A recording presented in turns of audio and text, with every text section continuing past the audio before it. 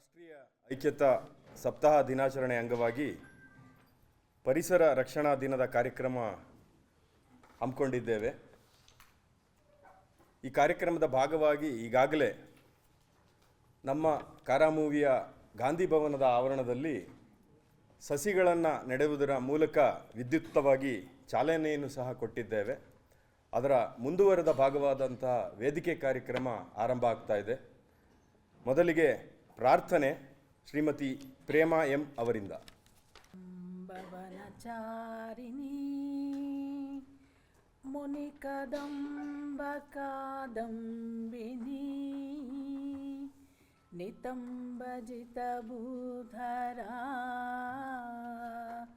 ಸುರನಿತಂಬಿನಿ ದೇವಿಕಾ ನವಾಂಬುರುಹಲೋಚನಾ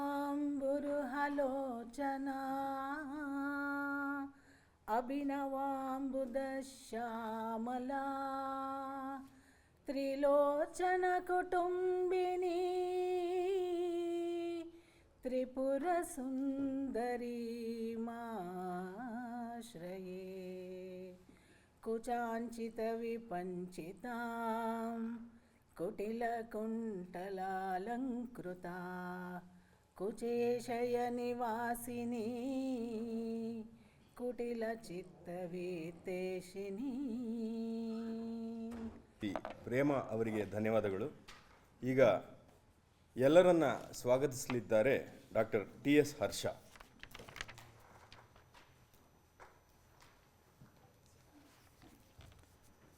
ಸಭೆಗೆ ನಮಸ್ಕಾರ.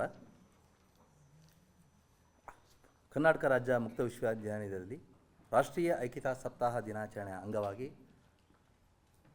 ಒಂದು ವಾರದ ಕಾರ್ಯಕ್ರಮವನ್ನು ಹಮ್ಮಿಕೊಳ್ಳಲಾಗಿದ್ದು, ಅದರಲ್ಲಿ ಒಂದು ಕಾರ್ಯಕ್ರಮ ಪರಿಸರ ರಕ್ಷಣಾ ದಿನ ಒಂದು ಹೆಸರಿಸಲಾಗಿದ್ದು, ಆ ದಿನ ಕಾರ್ಯಕ್ರಮವನ್ನು ಇವತ್ತು ಆಯೋಜಿಸಲಾಗಿದೆ. ಈ ಕಾರ್ಯಕ್ರಮದ ಅಧ್ಯಕ್ಷತೆ ವಹಿಸಿರತಕ್ಕಂತಹ ನಿಮ್ಮೆಲ್ಲರ ನೆಚ್ಚಿನ ಕುಲಪತಿಗಳಾದಂಥ ಪ್ರೊಫೆಸರ್ ಶರಣಪ್ಪ ವಿ ಹಲ್ಸೆ ಸಾಹೇಬರಿಗೆ ಕರ್ನಾಟಕ ರಾಜ್ಯ ಮುಕ್ತ ವಿಶ್ವವಿದ್ಯಾನಿಲಯ ಡೀನ್ ಶೈಕ್ಷಣಿಕ ವಿಭಾಗ ಹಾಗೂ ವಿಶ್ವವಿದ್ಯಾಲಯದ ಪರವಾಗಿ ಹೃತ್ಪೂರ್ವಕವಾದಂಥ ಸ್ವಾಗತವನ್ನು ಬಯಸ್ತಾ ಇದ್ದೀನಿ.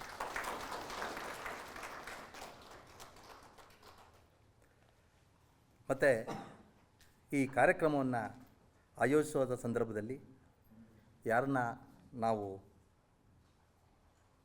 ಮುಖ್ಯ ಅತಿಥಿಗಳಾಗಿ ಕರಿಬೇಕು ಅಂತ ಇಚ್ಛೆಪಟ್ಟಾಗ ನನ್ನ ನೆಚ್ಚಿನ ಮೇಷ್ಟ್ರಾದಂಥ ಪ್ರೊಫೆಸರ್ ಇ.ಟಿ. ಪುಟ್ಟಯ್ಯ ಸರ್ ಅವರನ್ನು ನಮ್ಮ ಕುಲಪತಿಗಳು ಸೂಚಿಸಿದರು. ಭಾಳ ಖುಷಿಯಿಂದ ಅವರು ಈ ಕಾರ್ಯಕ್ರಮಕ್ಕೆ ಬಂದು ಪರಿಸರ ರಕ್ಷಣಾ ದಿನ ಏನು ಎನ್ನುವುದನ್ನು ಸೂಕ್ತವಾಗಿ ಹೇಳೋದು ಅಂದರೆ ಅವರೇ ಸಾಧ್ಯ ಅಂತ ಅಂದ್ಬಿಟ್ಟು ನನ್ನ ಭಾವನೆ.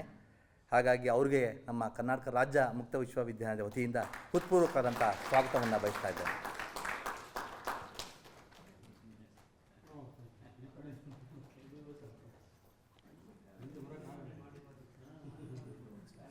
ಮತ್ತು ಯಾವುದೇ ಕಾರ್ಯಕ್ರಮವನ್ನು ಹಮ್ಮಿಕೊಳ್ಳೋಂಥ ಸಂದರ್ಭದಲ್ಲಿ ನಾವು ಸೂಕ್ತ ಮಾರ್ಗದರ್ಶನವನ್ನು ಕೇಳಿದಾಗ ನಮ್ಮ ವಿಶ್ವವಿದ್ಯಾಲಯದ ಕುಲಸಚಿವರಾದಂತಹ ಪ್ರೊಫೆಸರ್ ನವೀನ್ ಕುಮಾರ್ ಸರ್ ಅವರು ನಮ್ಮೆಲ್ಲರ ಬೆನ್ನೆಲುಬಾಗಿ ನಿಂತಿದ್ದು ತಮ್ಮ ಎಲ್ಲ ಸಹಕಾರವನ್ನು ನೀಡ್ತಾರೆ. ಅವ್ರಿಗೂ ಕೂಡ ನಮ್ಮ ಈ ಕಾರ್ಯಕ್ರಮದ ಪರವಾಗಿ ಹೃತ್ಪೂರ್ವಕ ಸ್ವಾಗತವನ್ನು ಬಯಸ್ತಾ ಇದ್ದೇನೆ. ಈ ಕಾರ್ಯಕ್ರಮನ ಆಯೋಜಿಸಲು ಮುಖ್ಯ ಕಾರಣಕರ್ತರಾದಂತಹ ಡೀನ್ ಶೈಕ್ಷಣಿಕರಾದಂಥ ಪ್ರೊಫೆಸರ್ ರಾಮನಾಥನ್ ನಾಯ್ಡು ಸರ್ ಇದ್ದಾರೆ. ಅವರು ಕೂಡ ಈ ಕಾರ್ಯಕ್ರಮಕ್ಕೆ ಹೃತ್ಪೂರ್ವಕವಾದಂಥ ಸ್ವಾಗತವನ್ನು ಬಯಸ್ತಾ ಇದ್ದಾರೆ.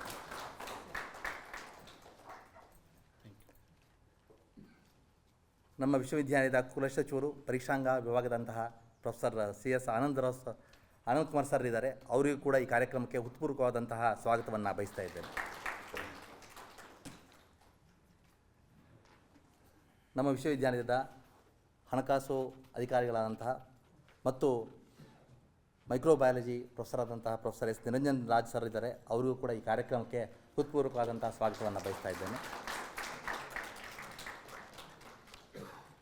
ಡೀನ್ ಅಧ್ಯಯನ ಕೇಂದ್ರದ ಮಾನ್ಯ ಡೀನ್ ಅಧ್ಯಯನ ಕೇಂದ್ರದಾದಂತಹ ಪ್ರೊಫೆಸರ್ ಚಂದ್ರೇಗೌಡರು ಇದ್ದಾರೆ. ಅವರಿಗೂ ಕೂಡ ನಮ್ಮ ವಿಶ್ವವಿದ್ಯಾಲಯ ಪರವಾಗಿ ಹೃತ್ಪೂರ್ವಕವಾದಂಥ ಸ್ವಾಗತವನ್ನು ಬಯಸ್ತಾ ಇದ್ದೇನೆ. ಮತ್ತು ಈ ಕಾರ್ಯಕ್ರಮಕ್ಕೆ ಆಗಮಿಸಿರತಕ್ಕಂತಹ ಎಲ್ಲ ನಮ್ಮ ಅಧ್ಯಾಪಕರ ಬಂಧುಗಳಿಗೆ, ನನ್ನ ಸ್ನೇಹಿತರುಗಳಿಗೆ ಎಲ್ಲರಿಗೂ ಕೂಡ ಉತ್ಪೂರ್ವಕವಾದಂಥ ಸ್ವಾಗತವನ್ನು ಬಯಸ್ತಾ ಇದ್ದೇನೆ. ಮತ್ತು ಈ ವಿಶ್ವವಿದ್ಯಾಲಯದ ಅಧ್ಯಾಪಕೇತರ ಬಂಧುಗಳು ಮತ್ತು ಪ್ರೆಸ್ನವರು ಹಾಗೂ ಸ್ಟುಡಿಯೋದವರು ಮತ್ತು ಈ ಕಾರ್ಯಕ್ರಮ ಶೈಕ್ಷಣಿಕ ವಿಭಾಗದವರು ಪ್ರತ್ಯಕ್ಷವಾಗಿ ಪರೋಕ್ಷವಾಗಿ ಯಾರ್ಯಾರು ಸಹಾಯ ಮಾಡಿದ್ದಾರೆ ಎಲ್ಲರಿಗೂ ಕೂಡ ಈ ಕಾರ್ಯಕ್ರಮಕ್ಕೆ ಉತ್ಪೂರ್ವಕವಾದಂಥ ಸ್ವಾಗತವನ್ನು ಬಯಸ್ತಾ ಇದ್ದೇನೆ. ಧನ್ಯವಾದ. ಎಲ್ಲರನ್ನು ಸ್ವಾಗತಿಸಿದ ಡಾಕ್ಟರ್ ಟಿ.ಎಸ್. ಹರ್ಷ ಅವರಿಗೂ ಸ್ವಾಗತ ಹಾಗೂ ವಂದನೆಗಳು.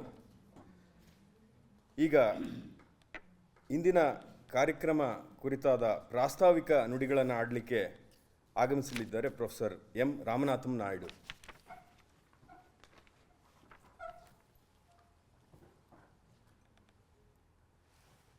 ಓಂ ಶ್ರೀ ಲೋಕ ಕಲ್ಯಾಣ ಶುಭಕರಾಯ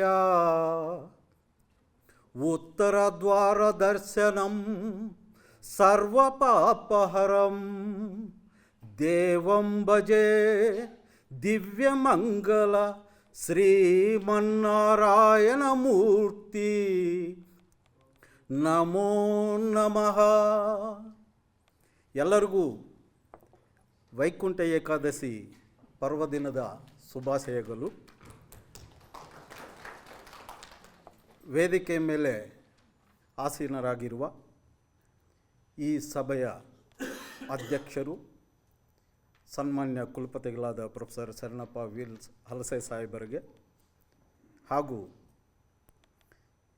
ಈ ಕಾರ್ಯಕ್ರಮದ ಮುಖ್ಯ ಅತಿಥಿಗಳಾದ ಪ್ರೊಫೆಸರ್ ಇ.ಟಿ. ಪುಟ್ಟಪ್ಪ ಸರ್ ಅವ್ರಿಗೆ ಮತ್ತು ನಮ್ಮ ಕುಲಸಚಿವರಾದ ಪ್ರೊಫೆಸರ್ ಪರೀಕ್ಷಾಂಗ ಕುಲಸಚಿವರಾದ ಪ್ರೊಫೆಸರ್ ಆನಂದ್ ಕುಮಾರ್ ಸರ್ ಅವ್ರಿಗೆ, ಹಣಕಾಸು ಅಧಿಕಾರಿಗಳಾದ ಪ್ರೊಫೆಸರ್ ನಿರಂಜನ್ ರಾಜ್ ಸರ್ ಅವ್ರಿಗೆ ಹಾಗೂ ಡೀನ್ ಅಧ್ಯಯನ ಕೇಂದ್ರದವರಾದ ಪ್ರೊಫೆಸರ್ ಎನ್.ಆರ್. ಚಂದ್ರೇಗೌಡರಿಗೆ, ಈ ಕಾರ್ಯಕ್ರಮದ ಸಂಯೋಜನಾಧಿಕಾರಿಯಾದ ಡಾಕ್ಟರ್ ಹರ್ಷ ಅವರಿಗೆ ಹಾಗೂ ನಮ್ಮ ನೆಚ್ಚಿನ ಅಧ್ಯಾಪಕ ಹಾಗೂ ಅಧ್ಯಾಪಕೇತರ ಮಿತ್ರರಿಗೆ ನಮಸ್ಕಾರಗಳು ತಿಳಿಸ್ತೀನಿ.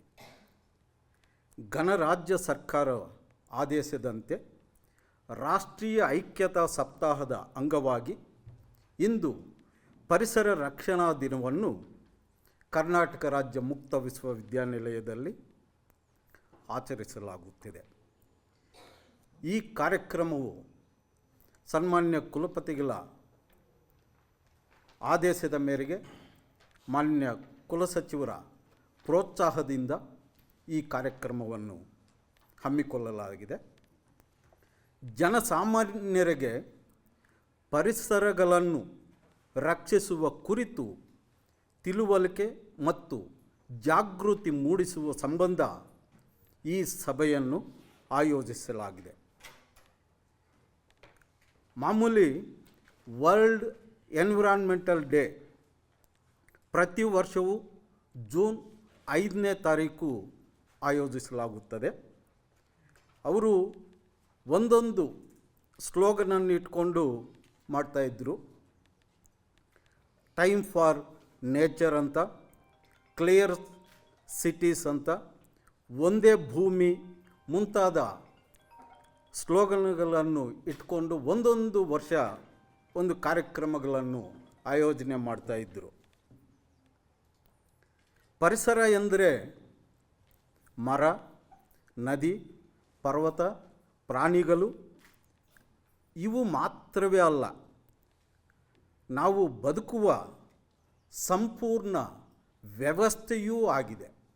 ಆದರೆ ನಮ್ಮ ಉಸಿರು, ಆಹಾರ, ನೀರು ನಮ್ಮ ಭವಿಷ್ಯ. ಗಿಡಗಳನ್ನು ನೆಡಬೇಕು, ನಂತರ ಬೆಳೆಸಬೇಕು. ಈಗ ಪ್ಲಾಸ್ಟಿಕ್ ಬಳಸಬಾರ್ದು ಅಂತ ನಮ್ಮ ಸರ್ಕಾರ ಆದೇಶ ಮಾಡ್ತವೆ. ಆದರೆ ನಾವು ತರಕಾರಿ ತಗೊಂಡೋಗಿ ಹೋದರೆ ಪ್ಲಾಸ್ಟಿಕ್ ಕವರ್ ಇಲ್ಲ ಅಂದರೆ ಆಗೋದೇ ಇಲ್ಲ. ಅವನು ಚೀಲದ ಕೆಳಗಡೆ ಪ್ಲಾಸ್ಟಿಕ್ ಚೀಲ ಮಡಗಿರ್ತಾನೆ, ಅವನು ಪೆನಾಲ್ಟಿ ಹಾಕಿದ್ರೂ ಒಂದು ಸರಿ ಪೆನಾಲ್ಟಿ ಕಟ್ಬಿಟ್ಟು ಆ ಪ್ಲಾಸ್ಟಿಕ್ ಚೀಲ ಬಳಸ್ತಾರೆ.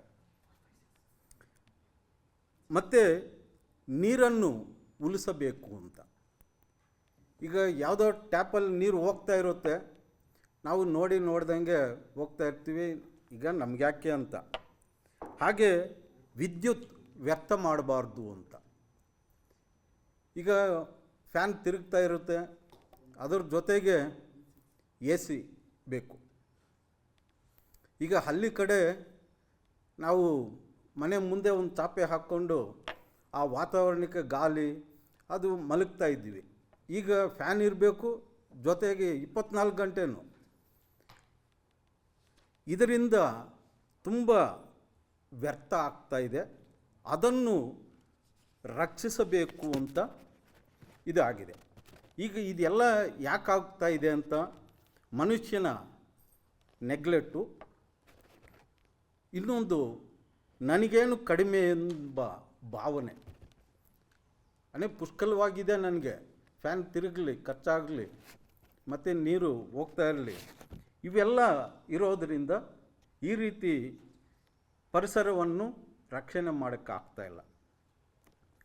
ಪರಿಸರವನ್ನು ನಾವು ಹೊರಗಿನಿಂದ ಸರಿಪಡಿಸಲು ಶ್ರಮಿಸ್ತಾ ಇದ್ದೀವಿ, ಅಂದರೆ ಗಿಡ ನೆಡುವ ಮೂಲಕ.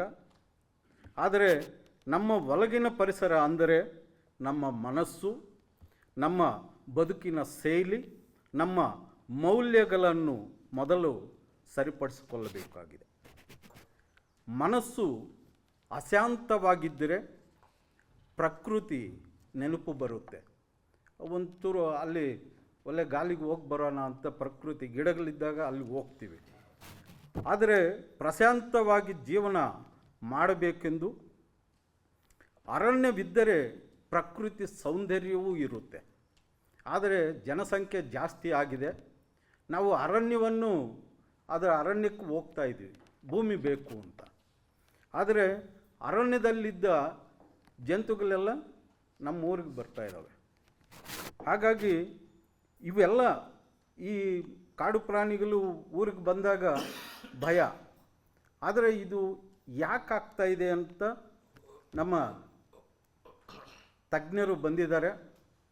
ಮಾನ್ಯ ಕುಲಪತಿಗಳು ಈ ಎನ್ವಿರಾನ್ಮೆಂಟಲ್ ಡಿಪಾರ್ಟ್ಮೆಂಟಲ್ಲಿ ಪ್ರೊಫೆಸರ್ ಆಗಿರೋರು, ಹಾಗೆ ಎನ್ವಿರಾನ್ಮೆಂಟಲ್ ಡಿಪಾರ್ಟ್ಮೆಂಟ್ ಅವರೇ ಇದ್ದಾರೆ, ಅವರೆಲ್ಲ ತಮಗೆ ತಿಳಿಸ್ಕೊಡ್ತಾರೆ.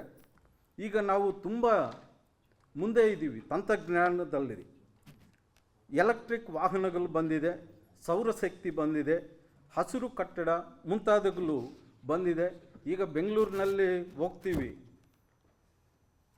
ವಾಯು ಕಾಲುಷ್ಯ ಅಂದರೆ ನಾವು ಒಂದು ಸರಿ ಒಂದು ರೋಡಲ್ಲಿ ಹಂಗೆ ಹೋಗಿ ಬಂದರೆ ಹಿಂಗಂದರೆ ಮುಕ್ಕಲ್ಲಿ ಎಲ್ಲ ಇದು ಬಂದಿರುತ್ತೆ, ಅಂದರೆ ಆ ಕಾಲುಷ್ಯ. ಈಗ ನಮ್ಮ ಪೂರ್ವಿಕರು ಪರಿಸರದ ಜೊತೆ ಬದುಕ್ತಾ ಇದ್ದರು. ಅವರಿಗೆ ಮರ ಅಂದರೆ ಸಂಪತ್ತಲ್ಲ, ಆಶ್ರಯವಾಗಿತ್ತು. ನದಿ ಅಂದರೆ ನೀರಿನ ಮೂಲವಲ್ಲ, ಅದು ತಾಯಿ ಆಗಿತ್ತು. ಭೂಮಿ ಅವರಿಗೆ ಆಸ್ತಿ ಅಲ್ಲ, ಪವಿತ್ರತೆ ಇತ್ತು.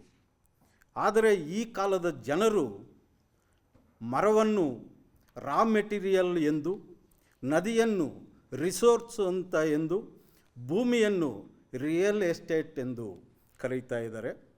ಇದಕ್ಕೆಲ್ಲ ಅತ್ಯಾಸೆ. ಪರಿಸರ ಸಂರಕ್ಷಣೆ ಎನ್ನುವುದು ಒಂದು ದಿನದ ಕಾರ್ಯಕ್ರಮವೂ ಅಲ್ಲ, ಅದು ದೈನಂದಿನ ಅಭ್ಯಾಸ ಆಗಬೇಕಾಗಿದೆ. ತಾವೆಲ್ಲರೂ ಈ ರೀತಿ ಈ ಪರಿಸರ ಸಂರಕ್ಷಣೆಯನ್ನು ಮಾಡ್ತೀರಿ ಎಂದು ಭಾವಿಸುತ್ತಾ, ತಮ್ಮ ತಮ್ಮ ಪರಿಸರಗಳನ್ನು ಶುಚಿ ಶುಭ್ರತೆಯಾಗಿ ಇಟ್ಟುಕೊಂಡ್ರೆ ಲಕ್ಷ್ಮೀದೇವಿಗೆ ಪ್ರೀತಿ, ಅದಕ್ಕೆ ಲಕ್ಷ್ಮೀದೇವಿ ಆಶೀರ್ವಾದ ಇರುತ್ತೆ, ನಿಮಗೆ ಸಂಪತ್ತು ಸಿಗುತ್ತೆ. ಆದರೆ ಇಲ್ಲಿ ನಮ್ಮ ಜನಕ್ಕೆ ಅಂದರೆ ವಿಶ್ವವಿದ್ಯಾನಿಲಯದಲ್ಲಿ ಶ್ರದ್ಧೆ ಆಸಕ್ತಿ ಇದ್ದರೆ ತಾಯಿ ಸರಸ್ವತೀ ದೇವಿ ನಮ್ಮಲ್ಲಿ ಬರುತ್ತೆ, ಅಂದರೆ ಜ್ಞಾನ ಹೆಚ್ಚಾಗುತ್ತದೆ. ಜ್ಞಾನ ಸಂಪತ್ತು. ಈಗ ನಮ್ಮ ಮಾನ್ಯ ಕುಲಪತಿಗಳು ಪದೇ ಪದೇ ಮಾತಾಡ್ತಾ ಇರ್ತಾರೆ, ಕಲಿಕೆ ಎಂಬುದು ದಿನನಿತ್ಯದ ಪಯಣ ಅಂತ. ಈಗ ಈ ರೀತಿ ಕಾರ್ಯಕ್ರಮಗಳು ಮಾಡ್ತಾ, ಈಗ ನಾನೊಬ್ಬ ತೆಲುಗು ಮೇಷ್ಟ್ರು, ನನಗೆ ಎಲ್ಲ ವಿಷಯಗಳು ಗೊತ್ತಿರಬೇಕು ಅಂತ ಇಲ್ಲ. ಈ ರೀತಿ ಕಾರ್ಯಕ್ರಮಗಳಿಗೆ ಅಟೆಂಡ್ ಆದರೆ ಯಾರೋ ಒಬ್ಬರು ತಜ್ಞರು ಬರ್ತಾರೆ, ಅವರು ಎರಡು ಮಾತುಗಳು ನಮ್ಮ ಗಮನದಲ್ಲಿ ಇಟ್ಕೊಂಡ್ರೆ ಈ ರಾಮರಾಜ್ಯ ಮಾಡ್ಬೋದು ಅಂತ ನಿನ್ನೆನೇ ಸಾಹೇಬರು ಹೇಳಿದ್ರು. ಆ ರೀತಿ ನಾವು ಕಲಿಯೋದು ತುಂಬ ಇರುತ್ತೆ. ಅದು ಟೀಚರ್ಸು ಹೆಚ್ಚಾಗಿ, ಯಾಕೆಂದರೆ ಅವರು ಕಲಿಯದೆ ಇನ್ನೊಬ್ಬರಿಗೆ ತಿಳಿಸೋಕ್ಕಾಗಲ್ಲ. ಅದರಿಂದ ಟೀಚರ್ಸು ಪ್ರತಿಯೊಂದು ಕಾರ್ಯಕ್ರಮಕ್ಕೂ ಹಾಜರಾಗಿ ಯಶಸ್ವಿ ಮಾಡಬೇಕು ಅಂತ ಈ ಮೂಲಕ ತಮ್ಮಲ್ಲಿ ಕೇಳ್ತಾ ಇದ್ದೀನಿ. ಹಾಗೆ ಕಾಯಕದಿಂದ ಬದುಕುವುದು ನಮ್ಮ ಧರ್ಮ. ಕಾಯಕ ಎಂದರೆ ಶಿವಶರಣರಿಗೆ ತುಂಬ ಪ್ರೀತಿ. ಶಿವಶರಣರನ್ನು ಸಜ್ಜನರ ಸಹವಾಸ ಹೆಜ್ಜೆಯನ್ನು ಸವಿದಂತೆ ಅಂತ ಮಾತಿದೆ. ಈಗ ದೇಹವೇ ದೇಗುಲ, ಮೊದಲು ಇದನ್ನು ಗುರುತಿಸಬೇಕು, ನಂತರ ಸಮಾಜದ ಕಡೆ ನಡೆಯಬೇಕು ಅಂತ ಎರಡು ಮಾತುಗಳನ್ನು ಮಾತಾಡ್ತಾ ಈ ಅವಕಾಶ ನೀಡಿದ್ದಕ್ಕೆ ತಮಗೆಲ್ಲರಿಗೂ ಧನ್ಯವಾದ ತಿಳಿಸ್ತೀನಿ. ನಮಸ್ಕಾರ. ಇಂದಿನ ಏಕಾದಶಿಯಂದು ಶ್ರೀನಿವಾಸನ ದರ್ಶನ ಹಾಗೂ ಈ ದಿನದ ಪರಿಸರ ರಕ್ಷಣಾ ದಿನದ ಮಹತ್ವವನ್ನು ಭಾಳ ಸೂಕ್ಷ್ಮವಾಗಿ ಗ್ರಹಿಸಿ ನಮಗೆ ಪ್ರಸ್ತುತಪಡಿಸಿದಂಥ ಮಾನ್ಯ ಪ್ರೊಫೆಸರ್ ಎಂ ರಾಮನಾಥಂ ನಾಯ್ಡು ಅವರಿಗೆ ಧನ್ಯವಾದಗಳು. Professor ET. ಪುಟ್ಟಯ್ಯ ವಿಶ್ರಾಂತ ಕುಲಪತಿಗಳು, ಗುಲ್ಬರ್ಗಾ ವಿಶ್ವವಿದ್ಯಾನಿಲಯ, ಇವರು ಇವತ್ತು ನಮ್ಮ ಮುಖ್ಯ ಅತಿಥಿಗಳಾಗಿ ಆಗಮಿಸಿದ್ದಾರೆ. ಅವರ ಭಾಷಣಕ್ಕಿಂತ ಮುಂಚೆ ಅವರ ಪರಿಚಯವನ್ನು ಮಾಡಿಕೊಡಲಿದ್ದಾರೆ ಡಾಕ್ಟರ್ ಟಿ.ಎಸ್. ಹರ್ಷ ಅವರು. ಈ ದಿನ ಕಾರ್ಯಕ್ರಮಕ್ಕೆ ಮುಖ್ಯ ಅತಿಥಿಗಳಾಗಿ ಆಗಮಿಸಿರತಕ್ಕಂತಹ ಪ್ರೊಫೆಸರ್ ಇ.ಟಿ. ಪುಟ್ಟಯ್ಯ ಸರ್ ಅವ್ರನ್ನ ಪರಿಚಯ ಮಾಡಿಕೊಡುವ ಸೌಭಾಗ್ಯ ನನ್ನದಾಗಿದೆ. ಈರ್ಲಗೆರೆ ತಿಮ್ಮಾನಾಯಕ್ Puttaiah was born on 29/6/1953 in remote village called Irlagere in Tiptur Taluk, Tiptur district. Sir has completed his primary education in Irlagere village and secondary education in Tipturu and obtained his bachelor degree in science in 1973 from University of Mysore. Further, he obtained his master degree in botany in 1975 and was awarded PhD in 1985 for the thesis entitled Studies on Freshwater Bodies of Mysore from University of Mysore. Sir has started his career as a lecturer in botany at JSS College, Chamarajanagar in 1976 and subsequently he was appointed as a lecturer in the PG Department of Botany at Manasangotri, Mysore.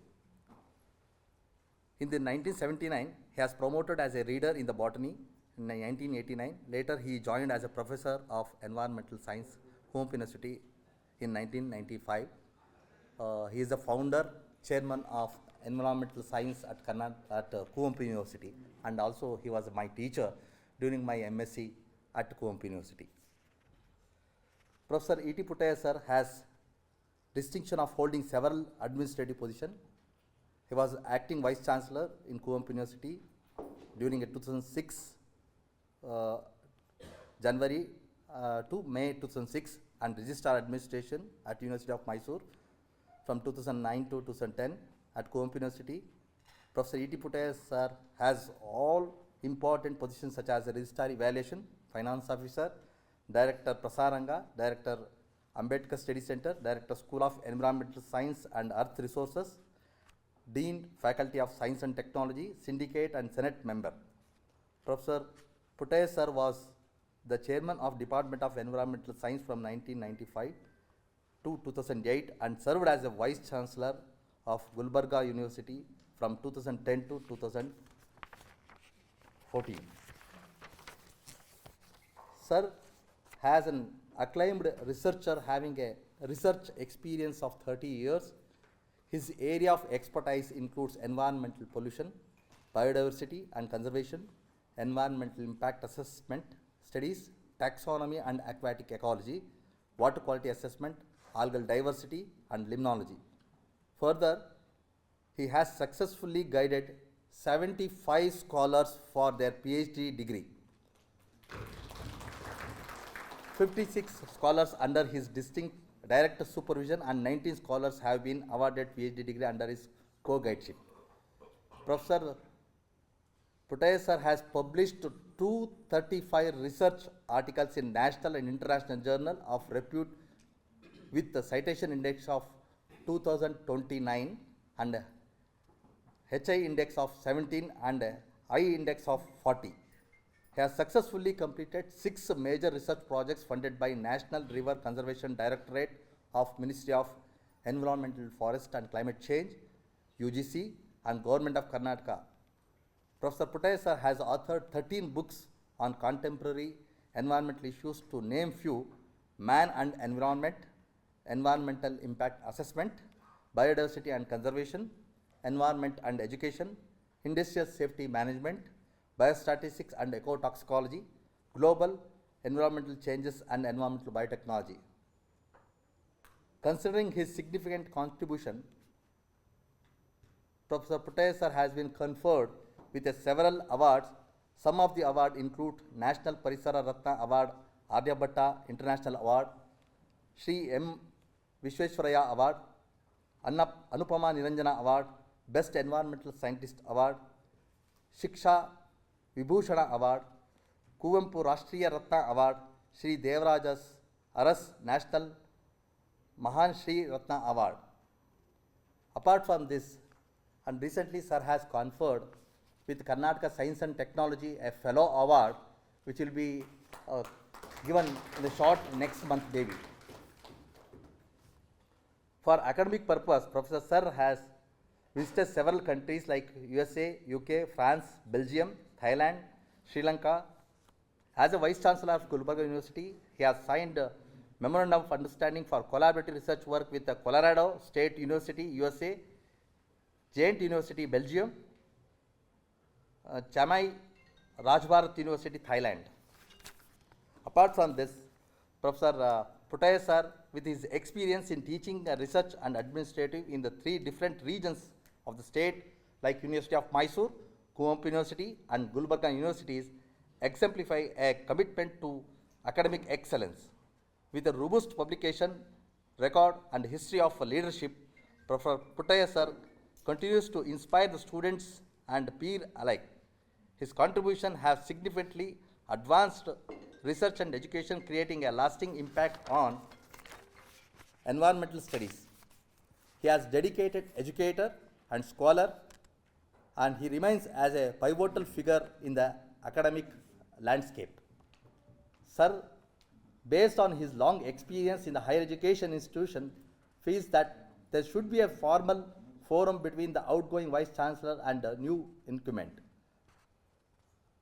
such as a forum which facilitate exchange of ideas and possibilities of continuation of efforts of previous Vice Chancellors and maintaining the continuing of the programs. Apart from this, still he is very actively involved in the all sorts of the academic activity with related to the environmental science. With these few words, I am very extremely happy to introduce our honorable teacher, professor and mentor to the audience. Thank you very much, sir. Karnataka ರಾಜ್ಯ ಮುಕ್ತ ವಿಶ್ವವಿದ್ಯಾಲಯದ ಮಾನ್ಯ ಕುಲಸಚಿವರಾದಂತಹ professor Naveen Kumar SK. ಅವರೇ ಮತ್ತು ಈಗ ತಾನೇ ಸುದೀರ್ಘವಾದ ಪ್ರಾಸ್ತಾವಿಕ ಭಾಷಣವನ್ನು ನೀಡಿದ, ಬಹುಶಃ ನಾನು ಮಾತಾಡಲಿಕ್ಕೇನು ಉಳಿದೇ ಇಲ್ವೇನೋ ಅನ್ನೋ ರೀತಿಯಲ್ಲಿ ಪರಿಸರಕ್ಕೆ ಸಂಬಂಧಪಟ್ಟಂಥ ಎಲ್ಲ ಆಯಾಮಗಳನ್ನು ತಮಗೆ ವಿವರವಾಗಿ ವಿಶದವಾಗಿ ತಿಳಿಸಿದಂತಹ ವಿಶ್ವವಿದ್ಯಾಲಯದ ಡೀನ್ ಶೈಕ್ಷಣಿಕ ಪ್ರೊಫೆಸರ್ ಎಂ ರಾಮನಾಥ್ ನಾಯ್ಡು ಅವರೇ ಹಾಗೂ ಕುಲಸಚಿವ ಪರೀಕ್ಷಾಂಗ ಆದಂತಹ ಪ್ರೊಫೆಸರ್ CS ಆನಂದ್ ಕುಮಾರ್ ಅವರೇ, ಮಾನ್ಯ ಹಣಕಾಸು ಅಧಿಕಾರಿಗಳಾದಂತಹ ಪ್ರೊಫೆಸರ್ S ನಿರಂಜನ್ ರಾಜ್ರವರೇ, ಹಾಗೂ ಅಧ್ಯಯನ ಕೇಂದ್ರದ ಡೀನ್ ಆದಂತಹ ಡಾಕ್ಟರ್ ಚಂದ್ರೇಗೌಡ NR ಅವರೇ, ಮತ್ತು ನನ್ನನ್ನು ವಿಶಿಷ್ಟವಾಗಿ ಪರಿಚಯಿಸಿದ ನನ್ನ ವಿದ್ಯಾರ್ಥಿ, ಕುವೆಂಪು ವಿಶ್ವವಿದ್ಯಾಲಯದಲ್ಲಿ ನಾನು ಪ್ರಾಧ್ಯಾಪಕನಾಗಿದ್ದಾಗ ನನ್ನ ವಿದ್ಯಾರ್ಥಿಯಾಗಿದ್ದಂತಹ ಡಾಕ್ಟರ್ TS ಹರ್ಷ ಅವರೇ, ಮತ್ತು ಇಲ್ಲಿ ಆಗಮಿರ್ತಕ್ಕಂಥ ವಿಶ್ವವಿದ್ಯಾಲಯದ ಎಲ್ಲ ಅಧ್ಯಾಪಕ ಹಾಗೂ ಅಧ್ಯಾಪಕೇತರ ಬಂಧುಗಳೇ, ಮಾಧ್ಯಮದ ಸ್ನೇಹಿತರೆ, ನಾನು ಆಗಲೇ ತಿಳಿಸಿದ ಹಾಗೆ ನನ್ನ ಜವಾಬ್ದಾರಿಯನ್ನು, ಮಾತನಾಡುವ ಜವಾಬ್ದಾರಿಯನ್ನು ಮಾನ್ಯ ರಾಮನಾಥಂ ನಾಯ್ಡು ಅವರು ಒಂದು 80% ಮುಗಿಸಿದ್ದಾರೆ ಅಂತ ನಾನು ಅಂದ್ಕೊಳ್ತೇನೆ. ಇದಕ್ಕೆ ಕಾರಣ ಏನಂತಂದರೆ, ನಾನು ಮನಸ್ಸಿನಲ್ಲಿ ಏನೇನು ಮಾತಾಡಬೇಕು ಅಂತ ಯೋಚನೆಗಳನ್ನ ಮಾಡ್ಕೊಂಡಿದ್ನೋ ಅದನ್ನೆಲ್ಲವನ್ನೂ ಸೂಕ್ಷ್ಮವಾಗಿ ತಮಗೆ ತಿಳಿಯಪಡಿಸಿದ್ದಾರೆ. ಆದಾಗ್ಯೂ ಇವತ್ತು ಪರಿಸರ ರಕ್ಷಣಾ ದಿನ, ಇದನ್ನು ವಿಶ್ವವಿದ್ಯಾಲಯ ಆಚರಣೆ ಮಾಡ್ತಿರ್ತಕ್ಕಂಥದ್ದು ನನಗೆ ಭಾಳ ಸಂತೋಷವನ್ನು ತಂದಿದೆ. ಯಾಕೆಂದರೆ ನಾನೊಬ್ಬ ಪರಿಸರ ವಿಜ್ಞಾನದ ವಿದ್ಯಾರ್ಥಿ. ಹಾಗಾಗಿ ಪ್ರತಿದಿನವೂ ನಾನು ಒಂದಲ್ಲ ಒಂದು ನ್ಯೂಸ್ ಪೇಪರ್ ನೋಡ್ತಾ ಇರ್ತೀನಿ. ಒಂದು ಬಝಿಂಗ್ ವರ್ಡ್ ಅಥವಾ ಒಂದು ಟ್ರೆಂಡಿಂಗ್ ವರ್ಡ್ ನೀವೆಲ್ಲರೂ ನೋಡಿರ್ತೀರ ಬಹುಶಃ. ಟಿ ವಿಯಲ್ಲಾಗಿರ್ಬೋದು, ಪತ್ರಿಕೆಗಳಲ್ಲಾಗಿರ್ಬೋದು, ಅಥವಾ ಇನ್ಯಾವುದೋ ಸಮಾರಂಭಗಳಲ್ಲಾಗಿರ್ಬೋದು. ಈ ಒಂದು ಪದಪುಂಜ ಭಾಳ ಯಥೇಚ್ಛವಾಗಿ ಮಾಡಲ್ಪಡುತ್ತದೆ. ಐ ಆಮ್ ಸಾರಿ, ನಾನು ಕನ್ನಡದಲ್ಲಿ ಮಾತಾಡೋಕ್ಕೆ ಒಂದು ಸ್ವಲ್ಪ ಕಷ್ಟಪಡಬೇಕಾಗ್ತದೆ. Still I will manage. ಅದು ಏನಂತಂದರೆ, ಪರಿಸರ. ನೀವು ಯಾವುದೇ ಪತ್ರಿಕೆ ತೆಗೆದು ನೋಡಿ, ಇವತ್ತು ನೋಡಿ, ಪರಿಸರ ಬಗ್ಗೆ ಏನೋ ಒಂದು ಕಾಲಮ್ ಇದ್ದೇ ಇರುತ್ತೆ. ಹಿಂದಿನ ಪತ್ರಿಕೆಗಳು ನೋಡಿ, ಟಿ ವಿಲಿ ನೋಡಿ, every day there'll be one or the other issue about environmental aspects. ಇದು ಯಾಕೆ? ಏನು ಈ ಪರಿಸರ ಅಂತಂದರೆ, ಯಾಕೆ ಇಷ್ಟೊಂದು ಪ್ರಚಲಿತವಾಗಿ ಪದೇ ಪದೇ ವಿಚಾರ ಮಂಥನ ಆಗ್ತಾ ಇದೆ? ತಮಗೆಲ್ಲ ಗೊತ್ತಿದೆ. ರಾಮನಾಥ ನಾಯ್ಡು ಹೇಳಿದರು, ಪರಿಸರ ಅಂತಂದರೆ ಬರೀ ಗುಡ್ಡ ಬೆಟ್ಟ ಅಲ್ಲ, ನಮ್ಮ ಸುತ್ತಲಿನ ವಾತಾವರಣ. ಅದು ಏನೇ ಆಗಿರ್ಬೋದು, ಟೇಬಲ್ ಆಗಿರ್ಬೋದು, ಕುರ್ಚಿ ಆಗಿರ್ಬೋದು, ಈ ಮೈಕ್ ಆಗಿರ್ಬೋದು, ಅಥವಾ ಇಲ್ಲಿ ಸುಳಿದಾಡ್ತಕ್ಕಂಥ ಗಾಳಿ ಆಗಿರ್ಬೋದು.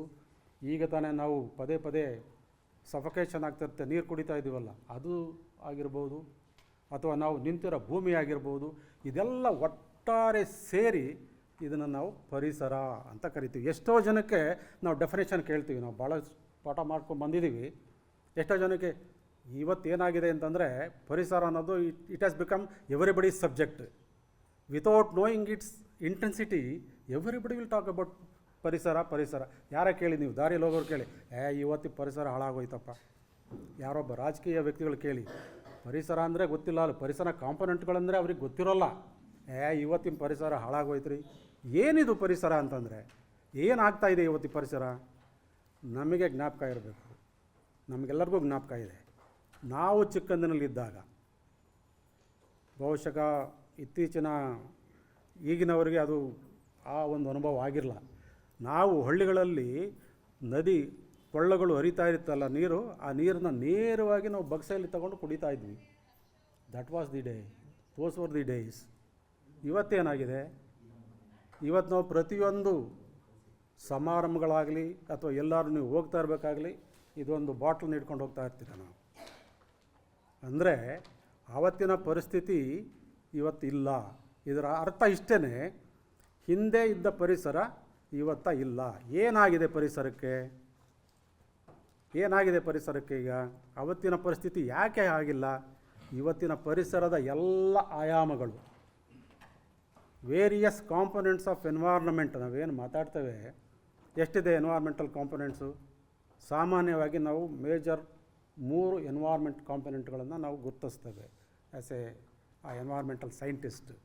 ಒಂದು ಇವರು ಹೇಳಿದಾಗೆ ನೀರು, ಇನ್ನೊಂದು ಗಾಳಿ, ಇನ್ನೊಂದು ನಾವು ಓಡಾಡ್ತಕ್ಕಂಥ ಭೂಮಿ ಅಥವಾ ಅರ್ತ್ ರಿಸೋರ್ಸ್ ಅಂತ ನಾವೇನು ಕರಿತೀವಿ ಅದು. ಈಗ ಉದಾಹರಣೆಗೆ ನಾವು ನೀರನ್ನೇ ತೆಗೆದುಕೊಳ್ಳೋಣ. ನೀರು ಜೀವಕ್ಕೆ ಭಾಳ ಅತ್ಯವಶ್ಯಕ. ಅದಕ್ಕೆ ಏನೇನು ಕರಿತೀವಿ, ಜೀವಜಲ ಅಂತ ಕರಿತೀವಿ. ನೀರಿಲ್ಲದೆ ಇದ್ದರೆ ಬದುಕೋದು ಭಾಳ ಕಷ್ಟ. 2-3 ದಿನ ಆದಮೇಲೆ ಮನುಷ್ಯ ನೀರಿಲ್ಲದೆ ಬದುಕೋದು ಭಾಳ ಕಷ್ಟ ಆಗೋಗ್ಬಿಡುತ್ತೆ. ಯಾಕಂತಂದರೆ ಅದು ಜೀವಜಲ, ಜೀವಕ್ಕೆ ಶಕ್ತಿಯನ್ನು ಕೊಡ್ತಕ್ಕಂಥ ದ್ರವ, ಅದು ಜೀವದ್ರವ. ಅದು ಕುಡಿಲಿಕ್ಕೆ ಏನಾಗಿರಬೇಕು, ಅದಕ್ಕೆ ನಮಗೆ ಗೊತ್ತಿದೆ, ನಾವೆಲ್ಲ ಓದಿದ್ವಿ. ಶುದ್ಧವಾದ ನೀರಿಗೆ ಒಂದು ವಾಸನೆ ಇರಬಾರ್ದು, ಒಂದು ಬಣ್ಣ ಇರಬಾರ್ದು, ಅಥವಾ ಒಂದು ರುಚಿನೂ ಕೂಡ ಇರಬಾರ್ದು ಅಂತ. ಟೇಸ್ಟ್ಲೆಸ್, ಓಡರ್ಲೆಸ್, ಸ್ಮೆಲ್ ಇಲ್ಲದೆ ಇರೋವಂಥದ್ದು, ಈ ಥರದ್ದು. ಆದರೆ ಇವತ್ತು ಪರಿಸ್ಥಿತಿ ಏನಾಗಿದೆ, ಯಾವ ನದಿ ನೀರು ಒಂದು ಕಾಲ ಇತ್ತು, ತುಂಗಾ ಸ್ನಾನಂ ಗಂಗಾ ಸ್ನಾನಂ ತುಂಗಾಪಾನಂ ಅಂತ ನಾವು ಯಾವಾಗಲೂ ಒಂದು ಶ್ಲೋಕವನ್ನು ಯಾವಾಗಲೂ ಹೇಳ್ಕೊಂಡೇ ಬರ್ತಾಯಿದ್ವಿ ಆ ಕಾಲದಲ್ಲಿ.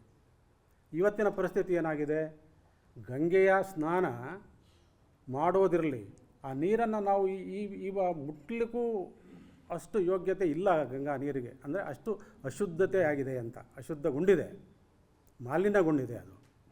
ಅದೇ ರೀತಿ ಇವಾಗ ನಾವು ತುಂಗಾಪಾನಂ ಅಂತ ನಾವು ಕರಿತಾ ಇದ್ವಿ ಆಗ. ಯಾವುದು, ತುಂಗಾ ನದಿಯಲ್ಲಿ ನೀರು ಕುಡಿದ್ರೆ ಸ್ವರ್ಗಕ್ಕೆ ಹೋಗ್ಬೋದು ಅನ್ನೋ ಥರದಲ್ಲ ಏನೋ. ಈಗ ಆ ನೀರನ್ನು ಕುಡಿಯೋದಿರಲಿ, ನೀವು ಮುಟ್ಟಕ್ಕೂ ಆಗಲ್ಲ. ಅಷ್ಟೇಕೆ ನಮ್ಮ ಇಲ್ಲಿ ಕುಕ್ರಳ್ಳಿ ಕೆರೆ, ಬಹುಶಃ ಮೈಸೂರಿನವ್ರಿಗೆ ಎಲ್ಲರಿಗೂ ಗೊತ್ತಿದೆ ಕುಕ್ರಳ್ಳಿ ಕೆರೆ ಬಗ್ಗೆ. ಸುಮಾರು 60-70 ವರ್ಷಗಳ ಹಿಂದೆ ನಾನೊಂದು ಲೇಖನವನ್ನು ಓದ್ತಾ ಇದ್ದೆ, ಹಳೆಯದು.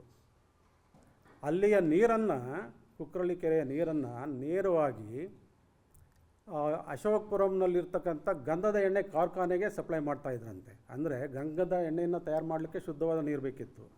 ಅಂದರೆ ಆ ಕೆರೆಯಲ್ಲಿ ಆವಾಗ ಅದು ಶುದ್ಧವಾದ ನೀರಿತ್ತು ಅಂತ. ಇವತ್ತೇನಾಗಿದೆ, ಅಲ್ಲಿ ಸುತ್ತ ಓಡಾಡೋಕ್ಕೂ ನಮಗೆ ವಾಸನೆ ಬರ್ತಾಯಿದೆ. ಅಷ್ಟೊಂದು ಕಲುಷಿತಗೊಂಡು ಅದನ್ನು ನಾವು ಮುಟ್ಟೋಕ್ಕೂ ಆಗಲ್ಲ, ಕುಡಿಯೋ ಪ್ರಶ್ನೆಯೇ ಇಲ್ಲ ಬಿಡಿ.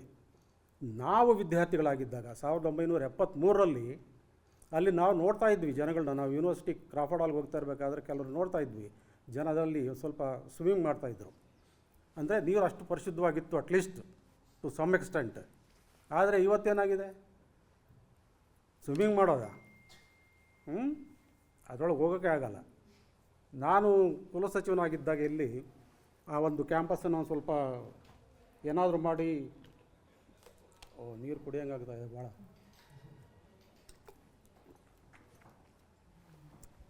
ಸ್ವಲ್ಪ ಒಂದು ಸೌಂದರ್ಯೀಕರಣಗೊಳಿಸೋಣ ಅಂತ ಹೇಳಿ ಆ ವಾಕಿಂಗ್ ಪಾತ್ ಎಲ್ಲ ಮಾಡಿದ್ವಿ ನಾವು. ಆ ಸಮಯದಲ್ಲಿ 1-2 ಮೊಸಳೆಗಳು ಬರ್ತಾಯಿದ್ವು ಅಲ್ಲಿ ದಾರಿಗೆ, ವಾಕಿಂಗ್ ಪಾತ್ಗೆ ಬಂದುಬಿಡ್ತಾಯಿದ್ವು ಮೊಸಳೆಗಳು.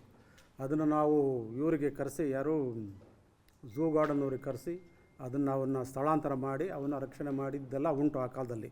ಈಗ ವಾಕ್ ಮಾಡ್ಬೋದಷ್ಟೇ ಹೊರತು ಆ ನೀರನ್ನು ಆಸ್ವಾದನೆ ಮಾಡೋದಾಗಲಿ, ಕುಡಿಯೋದಾಗಲಿ ಅಥವಾ ಇನ್ನೇನು ಮಾಡೋಕ್ಕೆ ಸಾಧ್ಯವೂ ಇಲ್ಲ.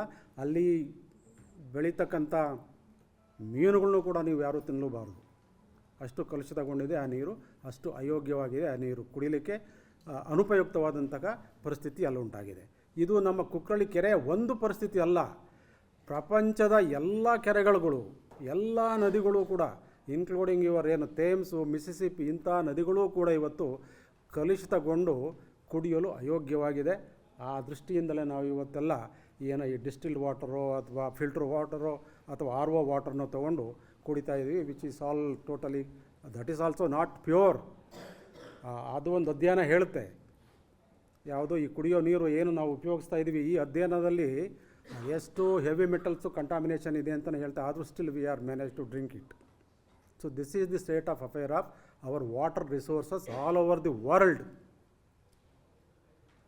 ಇದನ್ನು ಗಮನದಲ್ಲಿಟ್ಟುಕೊಂಡು ಈಗ ರಾಮನಾಥ್ ನಾಯ್ಡು ಅವರು ತಿಳಿಸಿದ್ರು, ಪ್ರತಿ ವರ್ಷ ಜೂನ್ 5ನೇ ತಾರೀಕು ನಾವು ವಿಶ್ವ ಪರಿಸರ ದಿನಾಚರಣೆಯನ್ನು ಆಚರಣೆ ಮಾಡ್ತೇವೆ ಅಂತ. ಇದಕ್ಕೊಂದು ಹಿನ್ನೆಲೆ ಇದೆ. ಏನು ಹಿನ್ನೆಲೆ ಇದೆ ಅಂತಂದರೆ, I think your A C is not working or so I don't know, lot of perspiration. ಏನಾಗಿದೆ ಅಂತಂದರೆ, ಈ ಜೂನ್ 5 ಯಾಕೆ ವಿಶ್ವ ಪರಿಸರ ದಿನಾಚರಣೆಯನ್ನು ಮಾಡ್ತಾರೆ, ಇದಕ್ಕೊಂದು ಹಿನ್ನೆಲೆ ಇದೆ. ಏನಂತಂದರೆ 1972ರಲ್ಲಿ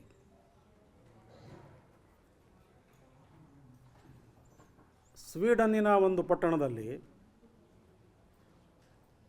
ಸ್ಟಾಕ್ಹೋಮ್ ಅಂತ ಕರೀತಾರೆ ಅದನ್ನು, 1972ರಲ್ಲಿ ಜಾಗತಿಕ ಮಟ್ಟದ ಒಂದು ವಿಚಾರ ಸಂಕಿರಣ ನಡೆಯುತ್ತೆ. 1972 ಜೂನ್ 5ನೇ ತಾರೀಕು ಒಂದು ವಿಚಾರ ಸಂಕಿರಣ ನಡೆಯುತ್ತೆ. ಆ ವಿಚಾರ ಸಂಕಿರಣದ ಮೈನ್ ಥೀಮ್ ಏನು ಅಂತಂದರೆ ಪ್ರೊಟೆಕ್ಷನ್ ಆಫ್ ಎನ್ವೈರನ್ಮೆಂಟ್. ಇದಕ್ಕೆ ಸುಮಾರು 40-45 ದೇಶಗಳ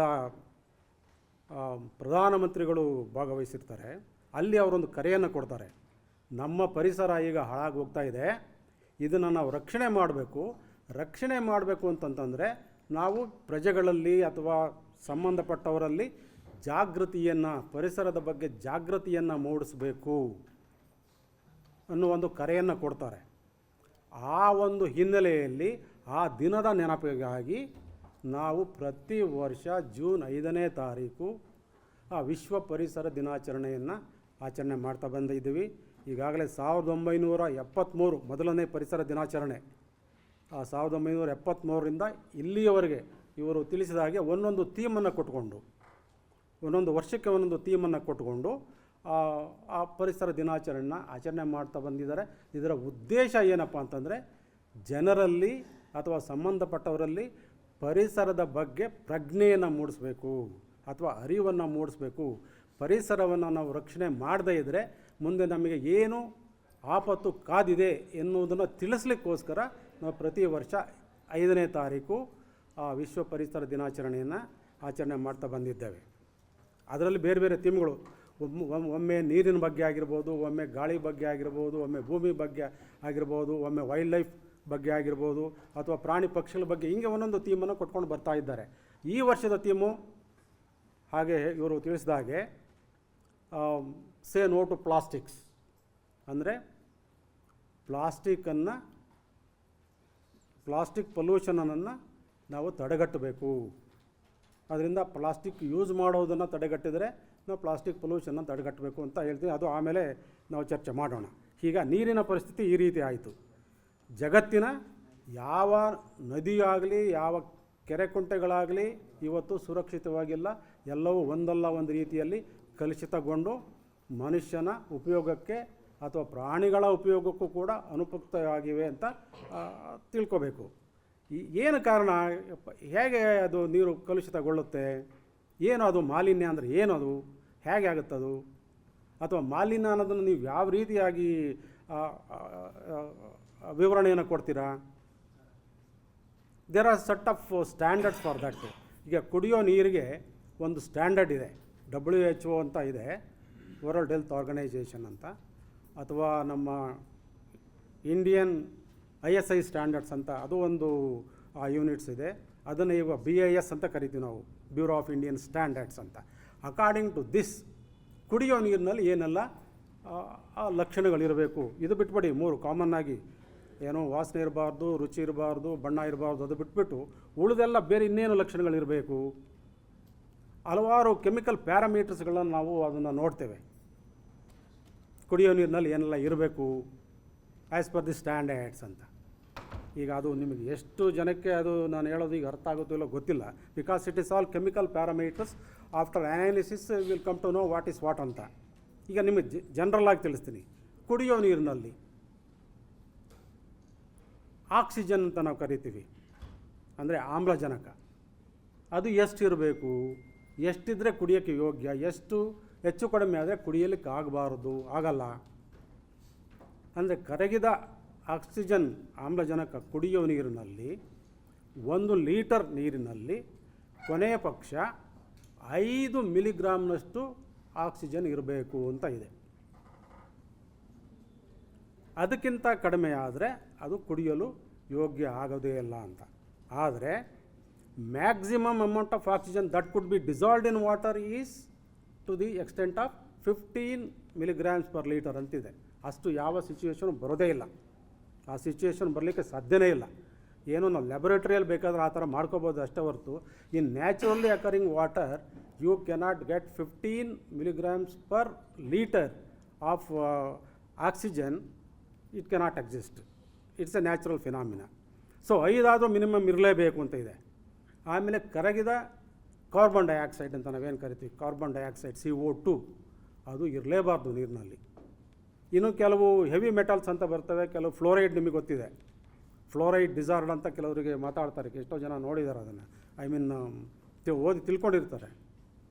ಫ್ಲೋರೈಡ್ ಅಂತಕ್ಕಂಥ ಅಂಶ ಕುಡಿಯೋ ನೀರಿನಲ್ಲಿ 1 milligram ಮಾತ್ರ ಇರಬೇಕು. 1 milligramಗಿಂತ ಕಡಿಮೆ ಇದ್ದರೆ ಅದು ಕುಡಿಯಲು ಅಯೋಗ್ಯ. 1 milligramಗಿಂತ ಜಾಸ್ತಿ ಇದ್ರೂ ಅದು ಇಟ್ ಕಾಸಸ್ ಡಿಸೀಸಸ್, ಅಲ್ಲೂ ಬಿದ್ದೋಗೋ ಚಾನ್ಸಸ್ ಬರೋದು ಈ ಫ್ಲೋರೈಡ್ ಕಾನ್ಸಂಟ್ರೇಷನಿಂದನೇ.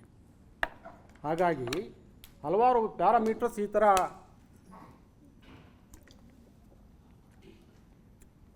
ಸೈಂಟಿಸ್ಟ್ಗಳು ಮಾಡಿ ಇಟ್ಟಿದ್ದಾರೆ ಸಂಶೋಧನೆ ಮುಖಾಂತರ. ಸೊ ಹೀಗಿರುವಲ್ಲಿ ನಾವು ಈ ನೀರು ಯಾವ ರೀತಿಯಾಗಿ ಮಾಲಿನ್ಯಗೊಳ್ಳುತ್ತದೆ, ಹಲವಾರು ಕಾರಣಗಳಿದೆ ನೀರು ಮಾಲಿನ್ಯಗೊಳ್ಳಲಿಕ್ಕೆ.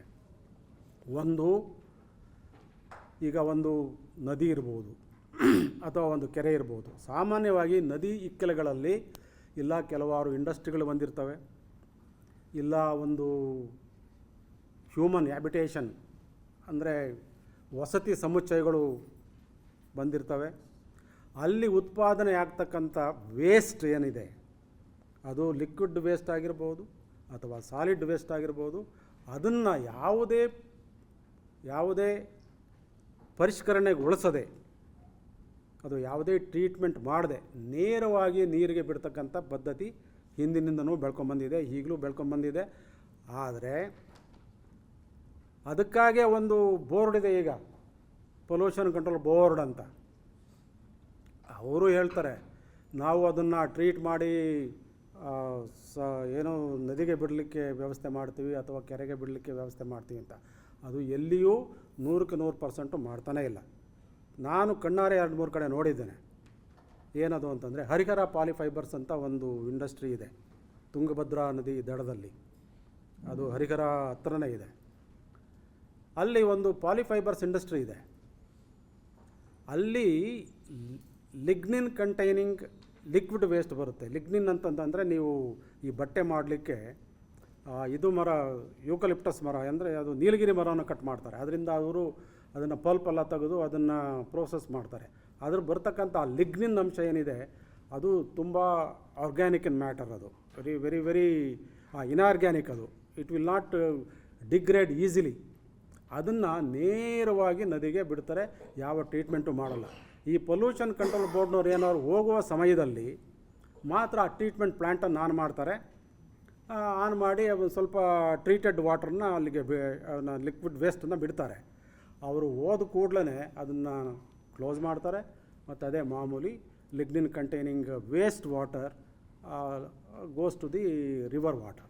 ಹೀಗಾಗಿ ಅದು ರಿವರ್ ಕಂಟ್ಯಾಮಿನೇಷನ್ ಆಗುತ್ತೆ. ಅಲ್ಲಿರ್ತಕ್ಕಂಥ ಪ್ರಾಣಿಗಳಿಗೆ, ಪಕ್ಷಿಗಳಿಗೆ ಮತ್ತು ಕುಡಿಯೋ ಜನಗಳಿಗೆ ತೊಂದರೆಯನ್ನು ಉಂಟು ಮಾಡಿ ಕಾಯಿಲೆಗಳನ್ನ ತರ್ತಕ್ಕಂಥ ಪರಿಸ್ಥಿತಿಯನ್ನು ಮಾಡುತ್ತೆ. ಇದು ಎಲ್ಲ ಸಂಶೋಧನೆ ಮಾಡಿ ತಿಳ್ಕೊಳ್ತಕ್ಕಂಥ ವಿಚಾರಗಳು.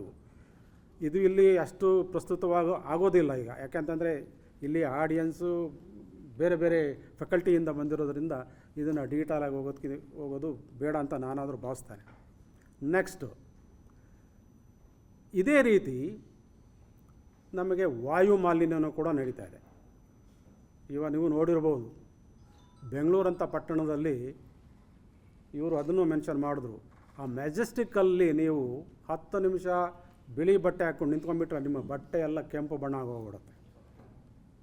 ಆಮೇಲೆ ಉಸಿರಾಟಕ್ಕೆ ಭಾಳ ತೊಂದರೆ ಉಂಟಾಗುತ್ತೆ ಅಲ್ಲಿ. ಯಾಕೆಂದರೆ ಅಲ್ಲಿ ಶುದ್ಧವಾದ ಗಾಳಿ ಅವೈಲಬಿಲಿಟಿನೇ ಇಲ್ಲ.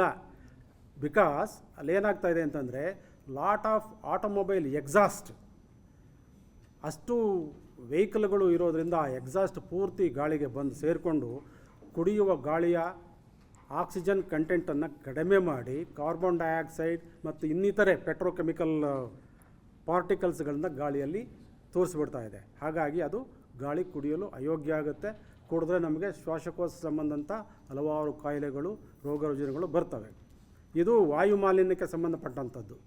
ಎನಿ ಅನ್ಡಿಸೈರಬಲ್ ಚೇಂಜ್, ನಾನು ಹೇಳ್ತೀನಿ, ಪೊಲ್ಯೂಷನ್ ಅಂತಂದರೆ any undesirable change in the physical, chemical and biological aspects of any component. ಈ ಥರದ್ದು ಪರಿಸ್ಥಿತಿ ಅಲ್ಲಿ ಉಂಟಾಗಿರೋದ್ರಿಂದ ಗಾಳಿ ಮಾಲಿನ್ಯಗೊಳ್ತದೆ, ಕುಡಿಯಲು ಅಯೋಗ್ಯ ಆಗ್ತದೆ. ಇದೇ ಪರಿಸ್ಥಿತಿ ಎಲ್ಲ ಕಡೆನೂ ಇದೆ. Not only in Bangalore city, even ನಾವು ಇನ್ ಮೈಸೂರು ಈಗ ಟ್ರಾಫಿಕ್ ಇನ್ನೂ ಜಾಸ್ತಿ ಆಗ್ತಾಯಿದೆ. When compared to earlier days ಇವತ್ತು ಪರಿಸ್ಥಿತಿ ಬದಲಾವಣೆ ಆಗ್ತಾಯಿದೆ. ವೆಹಿಕಲ್ ಆರ್ ಎಕ್ಸಾಸ್ಟು ಸಿಕ್ಕಾಪಟ್ಟೆ ಆಗ್ತಾಯಿದೆ. ಹಾಗಾಗಿ Mysuru is also not safe as per as the air quality is considered as per the pollution control board analysis. ಅದಕ್ಕಾಗಿ ಅವರು ಅಲ್ಲಿ ಮಧ್ಯ ಮಧ್ಯ ಬೋರ್ಡ್ಗಳೆಲ್ಲ ಹಾಕಿರ್ತಾರೆ, ನೀವು ನೋಡಿರ್ಬೇಕು. ನೀವು ಏರ್ ಕ್ವಾಲಿಟಿ ಮಾನಿಟ್ರಿಂಗ್ ಮಾಡ್ತಾ ಪ್ರತಿ ಒಂದೊಂದು ಸಿಟಿಯಲ್ಲೂ ಕೂಡ ಒಂದೊಂದು ಬೋರ್ಡ್ಗಳು ಹಾಕಿರ್ತಾರೆ. Even that is also not accurate. ಅದು ಯಾರೋ ಆನ್ ಮಾಡ್ತಾರೆ, ಯಾರೋ ಹೋಗ್ತಾರೆ, ಕೆಲವು ಸತಿ ಆನೇ ಆಗಿರಲ್ಲ ಅದು. ಹಾಗಾಗಿ ಅದು that is also not true to the reality. So this is the state of affair with respect to the air quality. ಇನ್ನು ನಾವು ಭೂಮಿಗೆ ಬರ್ತೀವಿ.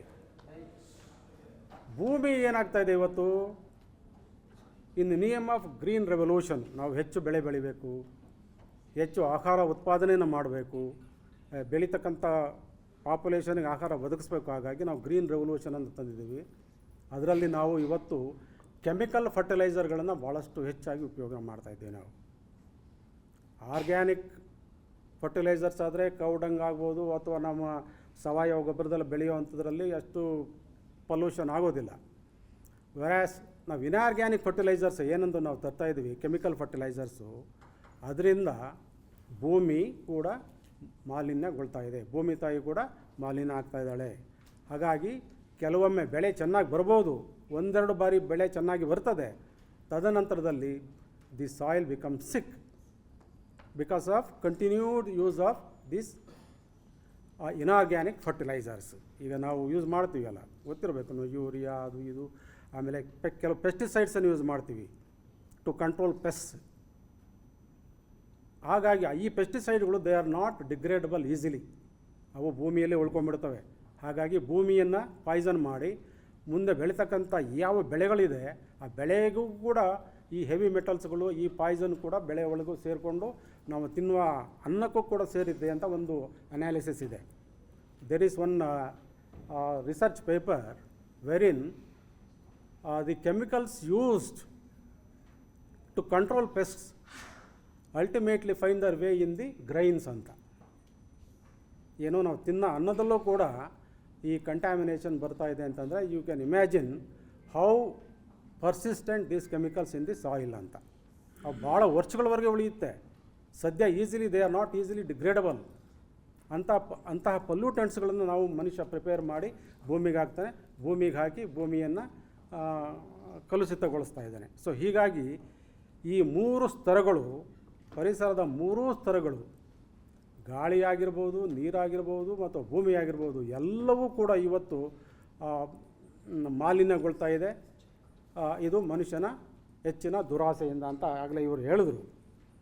ಮನುಷ್ಯ ತನ್ನ ದುರಾಸೆಯಿಂದ ಹೆಚ್ಚು ಬೆಳಿಬೇಕು, ಇದ್ದಕ್ಕಿದ್ದಂಗೆ ನಾನು ಶ್ರೀಮಂತನಾಗಬೇಕು ಅಂತ ಹೇಳಿ ಪರಿಸರವನ್ನು ನಾಶ ಮಾಡ್ತಾ ಇದ್ದಾನೆ ಅಂತ.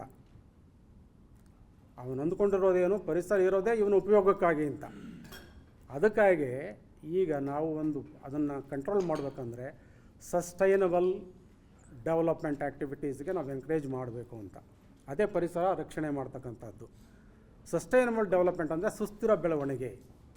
ನಾವು ಡೆವಲಪ್ಮೆಂಟ್ ಆ್ಯಕ್ಟಿವಿಟೀಸ್ಗೂ ಎನ್ಕರೇಜ್ ಮಾಡಬೇಕು, ಜೊತೆಗೆ ಪರಿಸರವನ್ನು ಕೂಡ ಉಳಿಸುವಂಥ ಕೆಲಸವನ್ನು ಮಾಡಬೇಕು. ಪರಿಸರವನ್ನು ಉಳಿಸುವಂಥ ಕೆಲಸ ಹೇಗೆ ಮಾಡಬೇಕು ಅಂತಂದರೆ ಪರಿಸರವನ್ನು ನಾವು ಸಂರಕ್ಷಣೆ ಮಾಡ್ಕೋಬೇಕು.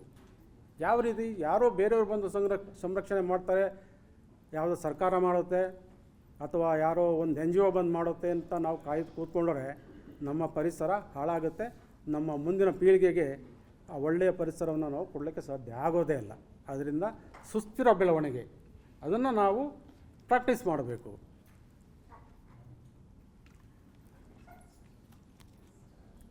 ಅದೇನು ಸುಸ್ಥಿರ ಬೆಳವಣಿಗೆ?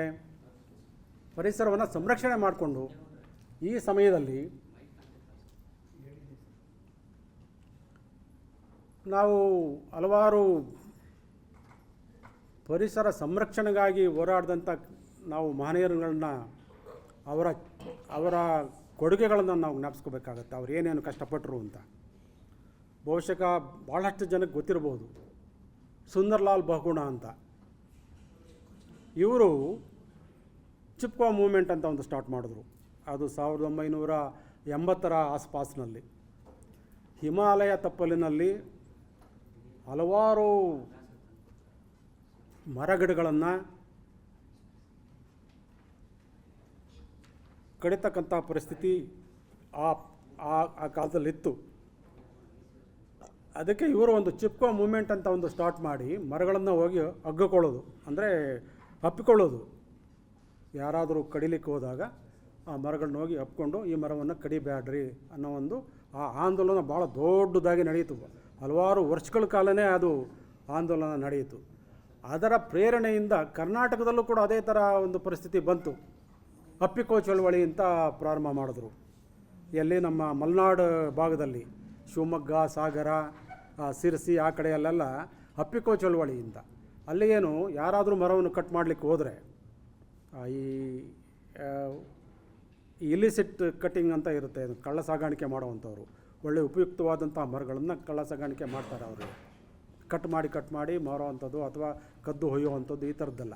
ಈಗ ಅವರು ಹೋಗಿ ಏನು ಮಾಡ್ತಿದ್ರು, ಅಪ್ಪಿಕೋ ಚಳವಳಿ ಅಂತ ಆ ಆಂದೋಲನ ಸ್ಟಾರ್ಟ್ ಆಗಿ ಹೋಗಿ ಮರಗಳನ್ನು ಅಪ್ಕೊಳ್ತಾಯಿದ್ರು. ಪಾಂಡುರಂಗ ಹೆಗಡೆ ಅಂತ ನನಗೆ ಜ್ಞಾಪಕ ಇದೆ.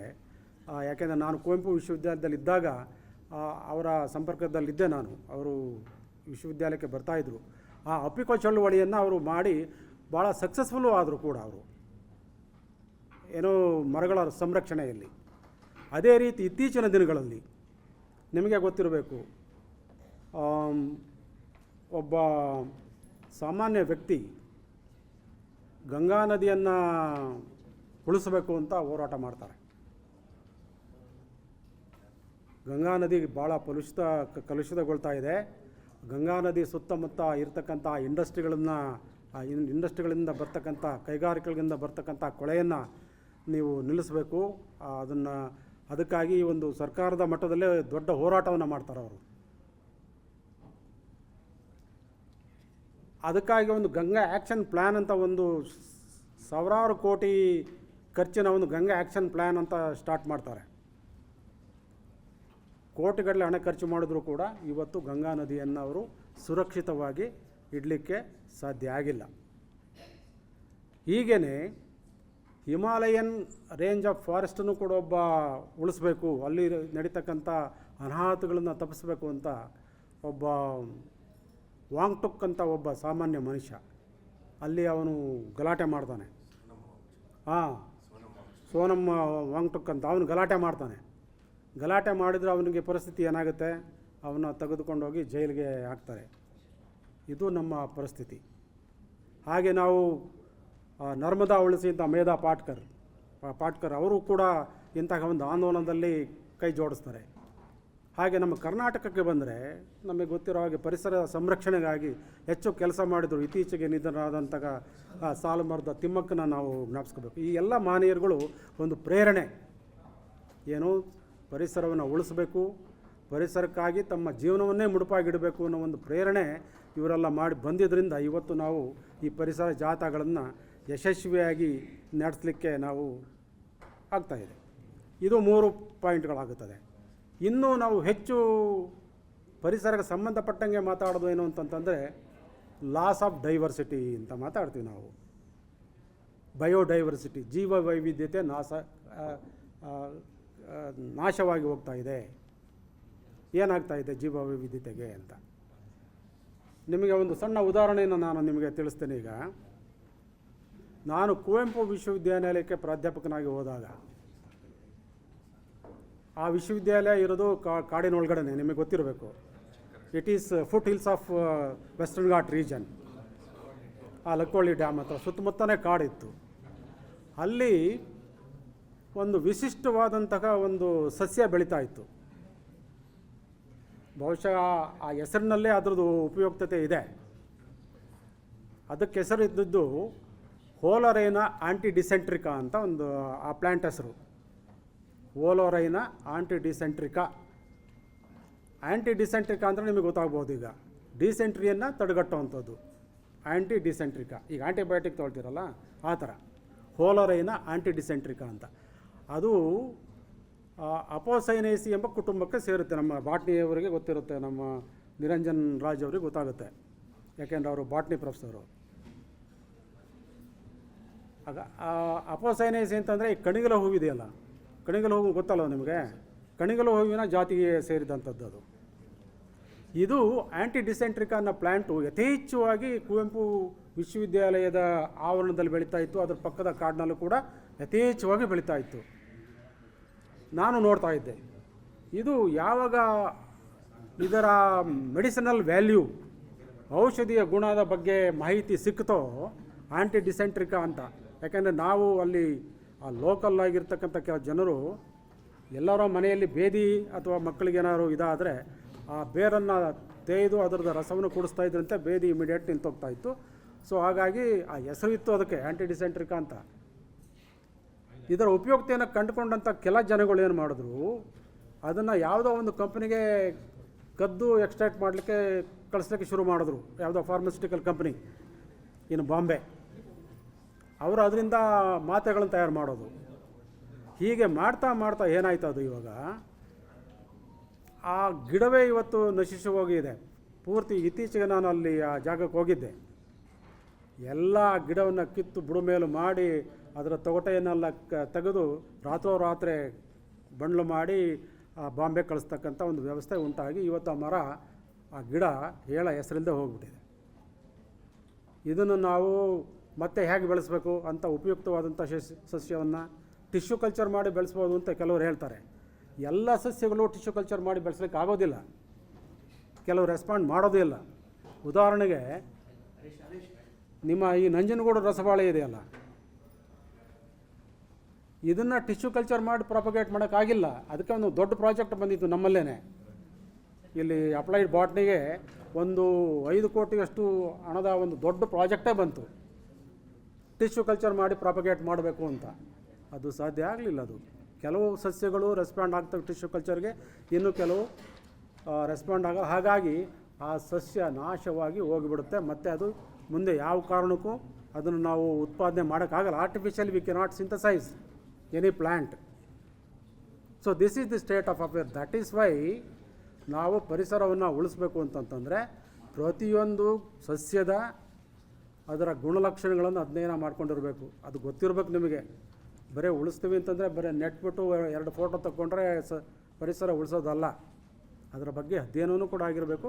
ಆ ಅಧ್ಯಯನ ಹೇಗೆ ಮಾಡಬೇಕು ಅಂತಂದರೆ ಇಂತಹ ಪ್ರೇರಣೆ, ಈ ಪರಿಸರ ಸಪ್ತಾಹಗಳನ್ನು ಮಾಡೋದ್ರಿಂದ ಆ ಪ್ರೇರಣೆ ಸಿಕ್ಕುತ್ತೆ.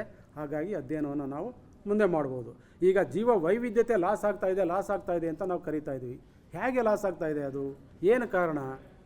ವೈವಿಧ್ಯತೆ ಲಾಸ್ ಆದರೆ ಏನಾಗುತ್ತೆ? ಉದಾಹರಣೆಗೆ ಯಾರೊಬ್ಬರು, ನಾನು ಹೀಗೆ ಮಾತಾಡ್ತಿರ್ಬೇಕಾದ್ರೆ ಒಬ್ಬರು ಮಾತಾಡಿದ್ರು, sir tiger is a cruel animal, you are bombarding that it should be protected. Why should you not kill it, eradicate it from the environment? What happens if tiger is not there? ಕೇಳ್ತಿದ್ರು. ಇದು ಈಗ ನಮಗೆ ಗೊತ್ತಿದೆ, ಇತ್ತೀಚಿನ ದಿನಗಳಲ್ಲಿ ನಾವು ಪೇಪರೆಲ್ಲ ನೋಡ್ತಾ ಇದ್ದೀವಿ. ಈ ಮೈಸೂರು ಸುತ್ತಮುತ್ತ ಅಂತೂ ಚಿರತೆ ಮತ್ತು ಟೈಗರ್ಗಳ ಹಾವಳಿ ಜಾಸ್ತಿನೇ ಆಗಿದೆ. ಅವು ರೈತರ ಹೊಲಕ್ಕೆ ನುಗ್ತವೆ ಅಥವಾ ಅವರಿರೋ ವಸತಿಗೆ ನುಗ್ತವೆ. ಇದೆಲ್ಲ ನಡೀತಾ ಇದೆ. ಟೈಗರ್ನ ನಾವು ಇಲ್ದಂಗೆ ಮಾಡಿಬಿಟ್ರೆ ಏನಾಗುತ್ತೆ? ಅದೇ ಇದು ಟೈಗರ್ ಇರೋದ್ರಿಂದ there will be a balance in the ecosystem. Forest ಎಕೋಸಿಸ್ಟಮ್ನಲ್ಲಿ ಒಂದು ಬ್ಯಾಲೆನ್ಸ್ ಇರುತ್ತೆ. ಮೋಸ್ಟ್ ಇಂಪಾರ್ಟೆಂಟ್ ಥಿಂಗ್ ಈಸ್, ಅದು ಜಿಂಕೆ ಟೈಗರ್ ಇಲ್ಲದೆ ಇದ್ದರೆ ಜಿಂಕೆ ಸಂತತಿ ಜಾಸ್ತಿ ಆಗುತ್ತೆ. ಅದು ಇಟ್ ಇಸ್ ಓಕೆ. ಅದಕ್ಕಿಂತ ಮುಖ್ಯವಾಗಿ ಈ ಕಳ್ಳತನ ನಡೆಯೋದು ನಿಲ್ಲುತ್ತೆ, ಮರಗಳ್ಳತನ. ಯಾಕೆ most important valuable trees are there in the forest. ನಮಗೆ ಗೊತ್ತಿರೋ ಹಾಗೆ ವೆಸ್ಟರ್ನ್ ಘಾಟ್ನಲ್ಲಿ ನಾವು ನೋಡಿದ ಹಾಗೆ T5 ಅಂತ ಒಂದು ಪ್ಲ್ಯಾಂಟ್ ಗ್ರೂಪ್ ಕರಿತೀವಿ, ಟರ್ಮಿನೇಲಿಯಾ ಗ್ರೂಪ್ ಅಂತ ನೀವು ಕರಿತೀವಿ. ಹರಳೆಕಾಯಿ ಗ್ರೂಪ್ ನಿಮಗೆ ಗೊತ್ತಿರಬೇಕು. ಹರಳೆಕಾಯಿ ಪಂಡಿತ ಅಂತ ಕರೀತಾರಲ್ಲ, ದಟ್ ಈಸ್ ಟರ್ಮಿನೇಲಿಯಾ ಚಬುಲ. ಬಾಟ್ನಿಯವ್ರಿಗೆ ಗೊತ್ತಾಗುತ್ತೆ. ಟರ್ಮಿನೇಲಿಯಾ ಚಬುಲ ಹರಳೆಕಾಯಿ ಅದರಿಂದ ಡೈ ಎಲ್ಲ ಪ್ರಿಪೇರ್ ಮಾಡ್ತಾರೆ.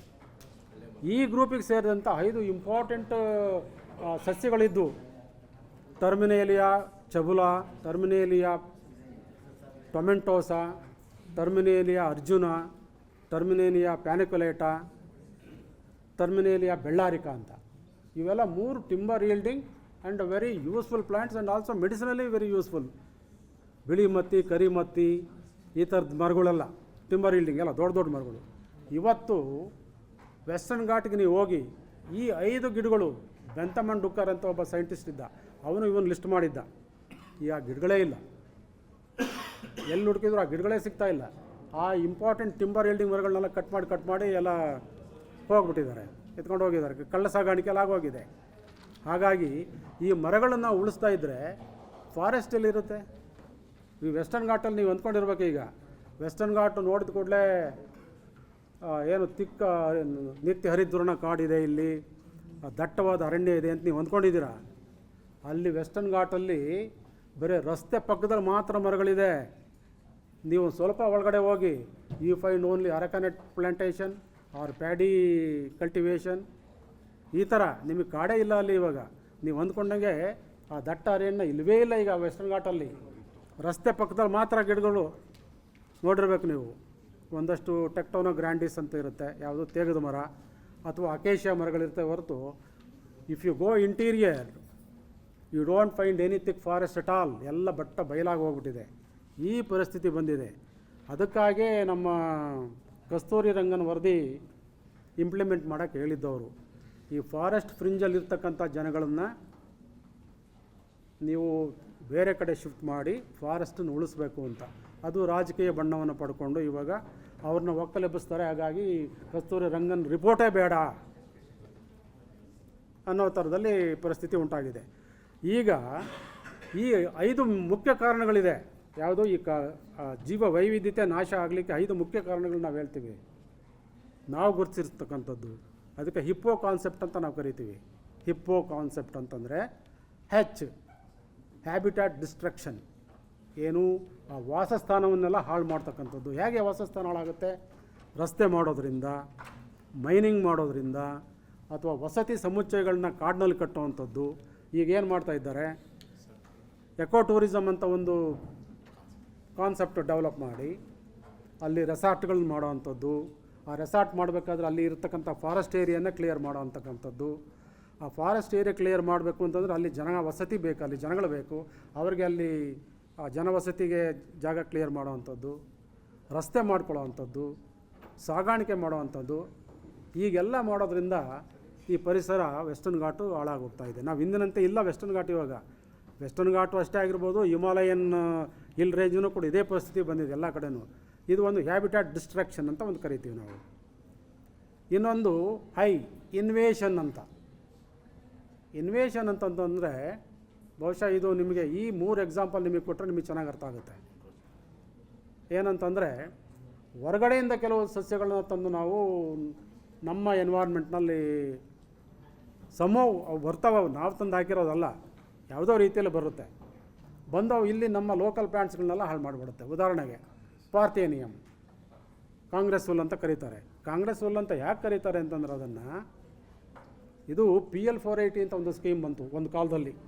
ಅದು ನಮ್ಮ ಬಾಟನಿ ಡಿಪಾರ್ಟ್ಮೆಂಟ್ಗೂ ಬಂದಿತ್ತು. ಅದು ಏನು ಅಮೇರಿಕಾದವರು ಒಂದು ಕಾಲದಲ್ಲಿ ಬರಗಾಲ ಬಂದಾಗ 1970s ಅಲ್ಲಿಂದ ಗೋಧಿಯನ್ನು ನಾವು ಆಮದು ಮಾಡ್ಕೊಳ್ತಾ ಇದ್ವಿ PL 480 ಸ್ಕೀಮಲ್ಲಿ.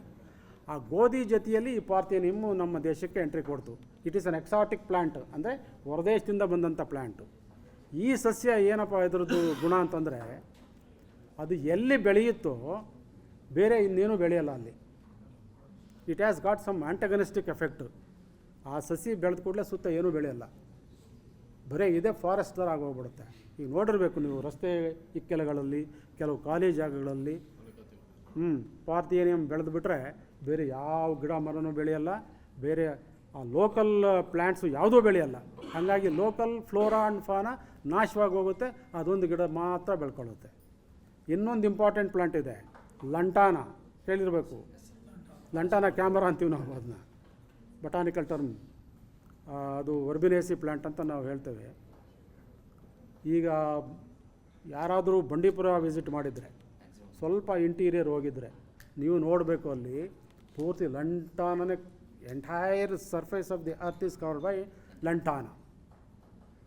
ಅಲ್ಲಿ ಬೇರೆ ಅನಿಮಲ್ಸೂ ಹೋಗೋಕ್ಕಾಗಲ್ಲ, ಬೇರೆ ಯಾವ ಮರ ಗಿಡಗಳನ್ನೂ ಬೆಳೆಯಲ್ಲ. ಅಂಥ ಕಡೆ ಇವು ಏನಾದರೂ ಇವು ಹೋಗಿ ಸೇರ್ಕೊಳ್ತವೆ, ಏನೋ ಈ ಟೈಗರು ಅದು ಇದೆಲ್ಲ ಹೋಗಿ ಸೇರ್ಕೊಂಡ್ಬಿಡ್ಬೋದು. ಅದ್ರ ಸುತ್ತಮುತ್ತ ಏನೂ ಬೆಳೆಯಲ್ಲ, ಯಾವ ಫಾರೆಸ್ಟ್ ಕೂಡ ಜನ್ರೇಟ್ ಆಗೋದೇ ಇಲ್ಲ.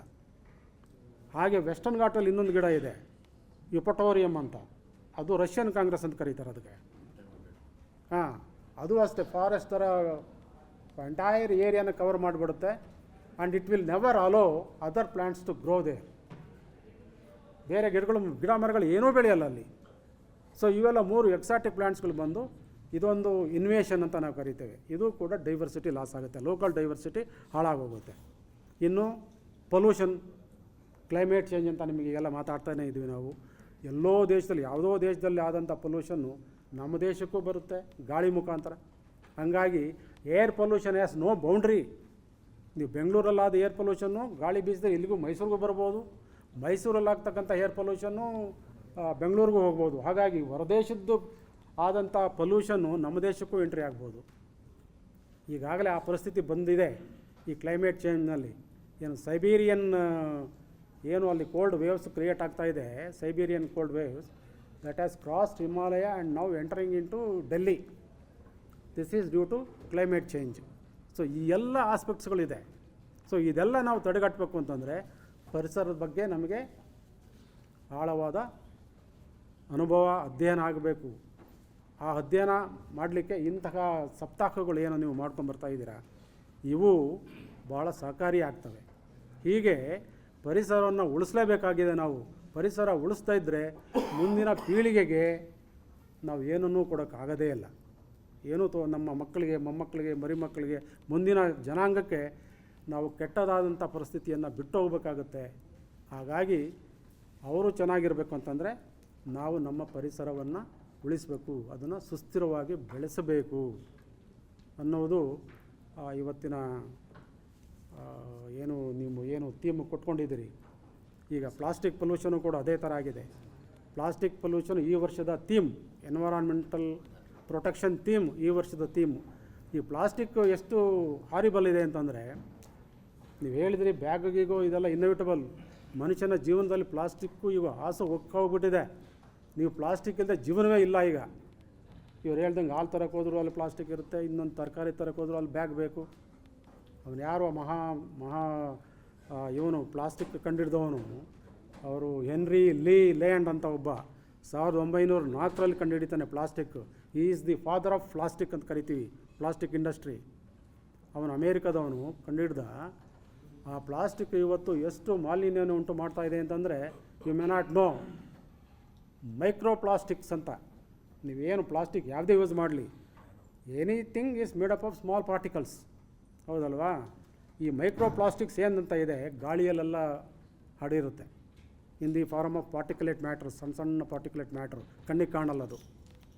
ನೀವು ಇದರಲ್ಲೂ ಮೈಕ್ರೋ ಪ್ಲಾಸ್ಟಿಕ್ ಇದೆ ಒಳಗಡೆ, ನಮಗೆ ಗೊತ್ತಾಗಿಲ್ಲ. ಈ ಕಪ್ಪು, ನೀವು ಪ್ಲಾಸ್ಟಿಕ್ ಕಪ್ಪಲ್ಲಿ ಕಾಫಿ ಗಿಫಿ ಎಲ್ಲ ಕುಡಿತೀರಲ್ಲ, ಒಳಗಡೆ ತಿನ್ ಕೋಟೆಡ್ ಒಂದು ಪ್ಲಾಸ್ಟಿಕ್ ಇರುತ್ತೆ, ಅದರಲ್ಲಿ ಕುಡಿಲೇಬಾರ್ದು. ಅದೇನಾಗುತ್ತೆ, ನೀವು ಬಿಸಿನೀರು ಹಾಕಿದಾಗ ಆ ಮೈಕ್ರೋ ಪ್ಲಾಸ್ಟಿಕ್ಸ್ ಎಲ್ಲ ರಿಲೀಸ್ ಆಗುತ್ತೆ. ಕಾಫಿ ಜೊತೆ ನೀವು ಆ ಮೈಕ್ರೋ ಪ್ಲಾಸ್ಟಿಕ್ಸ್ ಕೂಡ ನೀವು ಒಳಗಡೆ ಹೇಳ್ಕೊಳ್ತೀರ. ಹೀಗಾಗಿ ಲಂಗ್ ಕ್ಯಾನ್ಸರ್ ಬರ್ತಕ್ಕಂಥದ್ದು, ಈ ಥರದ್ದೆಲ್ಲ ಭಾಳ ಸರ್ವೇ ಸಾಮಾನ್ಯ ಇತ್ತೀಚಿನ ದಿನಗಳಲ್ಲಿ ನೀವು ನೋಡಿರ್ಬೇಕು. ನೀವು ಮುಗಿಯೋಕ್ಕೆ ಬಂತಲ್ಲ ಬಿಡು.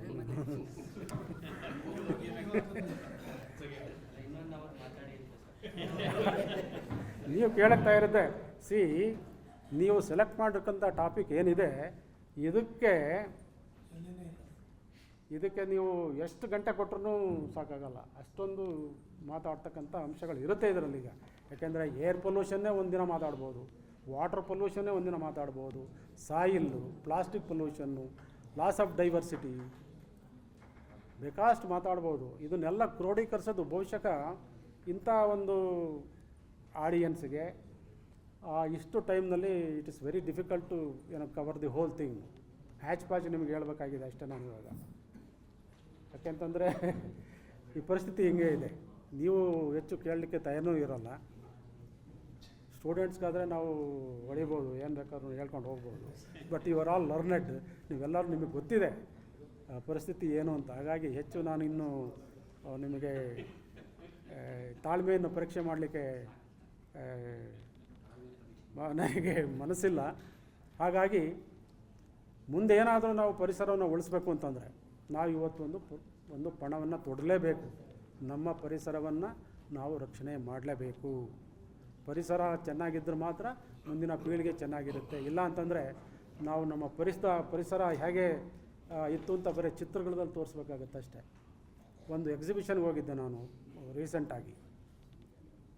ಅಲ್ಲಿ ಎಲ್ಲ ಈ ಸೈಂಟಿಫಿಕ್ ಇನ್ಸ್ಟ್ರೂಮೆಂಟ್ಸು ಮತ್ತು ಎಲ್ಲ ಮಕ್ಕಳದು ಎಕ್ಸಿಬಿಷನ್, ಅದು ನೋಡಿಕೊಂಡು ಬರ್ತಾಯಿದ್ವಿ. ಅಲ್ಲಿ ಕೊನೆಗೆ ಅಲ್ಲಿ ಬರೆದಿದ್ರು, ಒಂದು ಕ್ಯಾಪ್ಷನ್ ಕೊಟ್ಟಿದ್ದರು. ಏನು ಅಂತ, ಪರಿಸರ ಹಾಳು ಮಾಡುವ ಏಜೆಂಟ್ ಯಾರು ಇಲ್ಲಿದ್ದಾನೆ ಬನ್ನಿ ಅಂತ ಒಂದು ಕಡೆ ಮಾರ್ಕ್ ಮಾಡಿ ತೋರಿಸಿದ್ರು. ಪರಿಸರ ಹಾಳು ಮಾಡುವ ಏಜೆಂಟ್ ಇಲ್ಲಿದ್ದಾನೆ ನೋಡಿ ಅಂತ. ನಾವು ಅಂದ್ಕೊಂಡ್ವಿ, ಅಂದರೆ ಮಕ್ಕಳು ಅಂದ್ಕೊಂಡಿರ್ಬೋದು, ಬೇರೆಯವ್ರು ಅಂದ್ಕೊಂಡಿರ್ಬೋದು, ಅಲ್ಲಿ ಯಾರೋ ಒಬ್ಬ ಕೂತ್ಕೊಂಡು ಪರಿಸರ ಹಾಳು ಮಾಡೋನು ಇದಾನೇನೋ, ಮೋಸ್ಟ್ಲಿ ಬಿಲ್ಡಿಂಗ್ ಕಟ್ಟೋನೋ ಅಥವಾ ಕಾಡನ್ನು ಕಟ್ ಮಾಡ್ಕೊಂಡು ಎತ್ಕೊಂಡು ಹೋಗೋನು ಅಂತ. ಅಲ್ಲಿ ಹೋಗಿ ನೋಡಿದ್ರೆ ಒಂದು ಮಿರರ್ ಹಾಕಿದ್ರು, ಮುಖ ನೋಡ್ಕೋಬೇಕಷ್ಟೇ. ಪರಿಸರ ಹಾಳು ಮಾಡೋನು ನಾವೇ, ನಮ್ಮ ದುರಾಸೆ. ಹಾಗಾಗಿ ಮನುಷ್ಯನೇ ಪರಿಸರ ನಾಶ ಮಾಡಲಿಕ್ಕೆ ಕಾರಣ ಆಗ್ತಾನೆ. ಹಾಗಾಗಿ ಪರಿಸರ ಸಂರಕ್ಷಣೆ ಮಾಡೋಣ. ಹಾಗಂತ ಒಂದು ರೀತಿ ಒಂದು ಓತನ್ನು ನೀವೆಲ್ಲರೂ ತಗೊಂಡ್ರೆ ಬಹುಶಃ ನಿಮ್ಮ ಪರಿಸರವನ್ನು ನೀವು ರಕ್ಷಣೆ ಮಾಡಿಕೊಂಡ್ರೆ, ನಿಮ್ಮ ಮನೆ ಮುಂದಿನ ಪರಿಸರವನ್ನು ನೀವು ರಕ್ಷಣೆ ಮಾಡಿಕೊಂಡ್ರೆ ಬಹುಶಃ ದೇಶದ, ಪ್ರಪಂಚದ ಪರಿಸರವನ್ನು ನಾವು ರಕ್ಷಣೆ ಮಾಡ್ದಂಗಾಗುತ್ತೆ ಅಂತ ಹೇಳ್ತಾ, ಈ ಸಂದರ್ಭದಲ್ಲಿ ನನ್ನನ್ನು ಇಲ್ಲಿಗೆ ಬರಮಾಡಿಕೊಂಡು ನಿಮ್ಮನ್ನು ಉದ್ದೇಶಿಸಿ ಒಂದೆರಡು ಮಾತನಾಡಲು ಅವಕಾಶ ಮಾಡಿಕೊಟ್ಟಂತಹ ಕಾರಾಮು ವಿಶ್ವವಿದ್ಯಾಲಯದ ಕುಲಪತಿಗಳಾದಂಥ ಪ್ರೊಫೆಸರ್ ಅಲ್ಸೆ ಅವರಿಗೆ ನನ್ನ ಧನ್ಯವಾದಗಳನ್ನು ಹೇಳ್ತಾ, ಇಷ್ಟೊಂದು ಶಾಂತವಾಗಿ ನನ್ನ ಹ್ಯಾಚ್ ಮಾತುಗಳನ್ನು ಕೇಳಿದಂಥ ನಿಮ್ಮೆಲ್ಲರಿಗೂ ಕೂಡ ಧನ್ಯವಾದಗಳನ್ನು ಅರ್ಪಿಸಿ ನನ್ನೆರಡು ಮಾತುಗಳನ್ನು ಮುಗಿಸ್ತಾ ಇದ್ದೇನೆ. ನಮಸ್ಕಾರ. ಪರಿಸರ ರಕ್ಷಣಾ ದಿನಾಚರಣೆಯ ಮಹತ್ವವನ್ನು ಭಾಳ ವಿಸ್ತಾರವಾಗಿ ಕಡೆಯಲ್ಲಿ ಕನ್ನಡಿಯನ್ನು ಒಂದು ರೂಪಕವಾಗಿ ನಮಗೆ ಪರಿಸರ ಪ್ರಜ್ಞೆ ಮೂಡಬೇಕು ಅಂತ ತಿಳಿಸ್ಕೊಟ್ಟಂಥ ಶ್ರೀ ಟಿ ಪುಟ್ಟಯ್ಯ ಅವರಿಗೆ ಧನ್ಯವಾದಗಳು. ಈಗ ಮಾನ್ಯ ಕುಲಸಚಿವರ ಹಿತನುಡಿ ಮತ್ತು ಸುದೀರ್ಘವಾಗಿ 2 ಗಂಟೆ ಹತ್ತತ್ರ ಭಾಷಣ ಮಾಡಿದಂಥ ನಮ್ಮ ಪ್ರೊಫೆಸರ್ ಪುಟ್ಟಯ್ಯನವರೇ, ಮತ್ತು ಇವತ್ತು ಏಕಾದಶಿಯನ್ನು ನಮಗೆಲ್ಲ ತಿಳಿಸಿಕೊಟ್ಟಂತಹ ಒಳ್ಳೆಯ ಹಾಡಿನ ಮುಖಾಂತರ ತಿಳಿಸೋ ಡೀನ್ರೇ, ಮತ್ತೆಲ್ಲ ಅಧಿಕಾರಿಗಳೇ, ಮತ್ತೆಲ್ಲ ಕೇಳಿಸ್ತದಲ್ವ ಹಂಗೆ ಯಾಕೆ ಎಕೋ ಬರ್ತಾ ಇದೆ,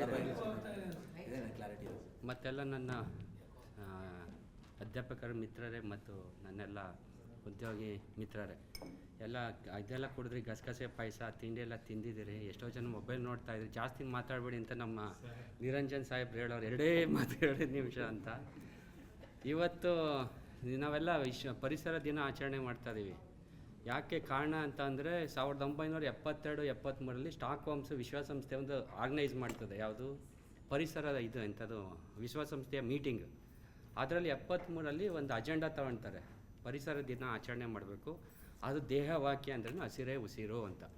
ಯಾಕೆ ಕಾರಣ ಆಯಿತು? ಅದರಿಂದ ನಮ್ಮ ಯಾವಾಗ ಇನ್ವೆನ್ಷನ್ ಟೆಕ್ನಾಲಜಿ ಜಾಸ್ತಿ ಆಗುತ್ತೆ, ಈ ಪ್ಲಾಸ್ಟಿಕ್ ನಮ್ಮ ಭೂಮಿಗೆ ಇನ್ವೆನ್ಷನ್ ಯಾವಾಗ ಆಗುತ್ತೆ, ಅದು ಪ್ಯಾರಲಲ್ ಆಗಿ ಹಸಿರೇ ಉಸಿರು ಅಂತ ಹೇಳಿ ನಮ್ಮ ವಿಶ್ವಸಂಸ್ಥೆ ಘೋಷಣೆ ಮಾಡ್ತದೆ.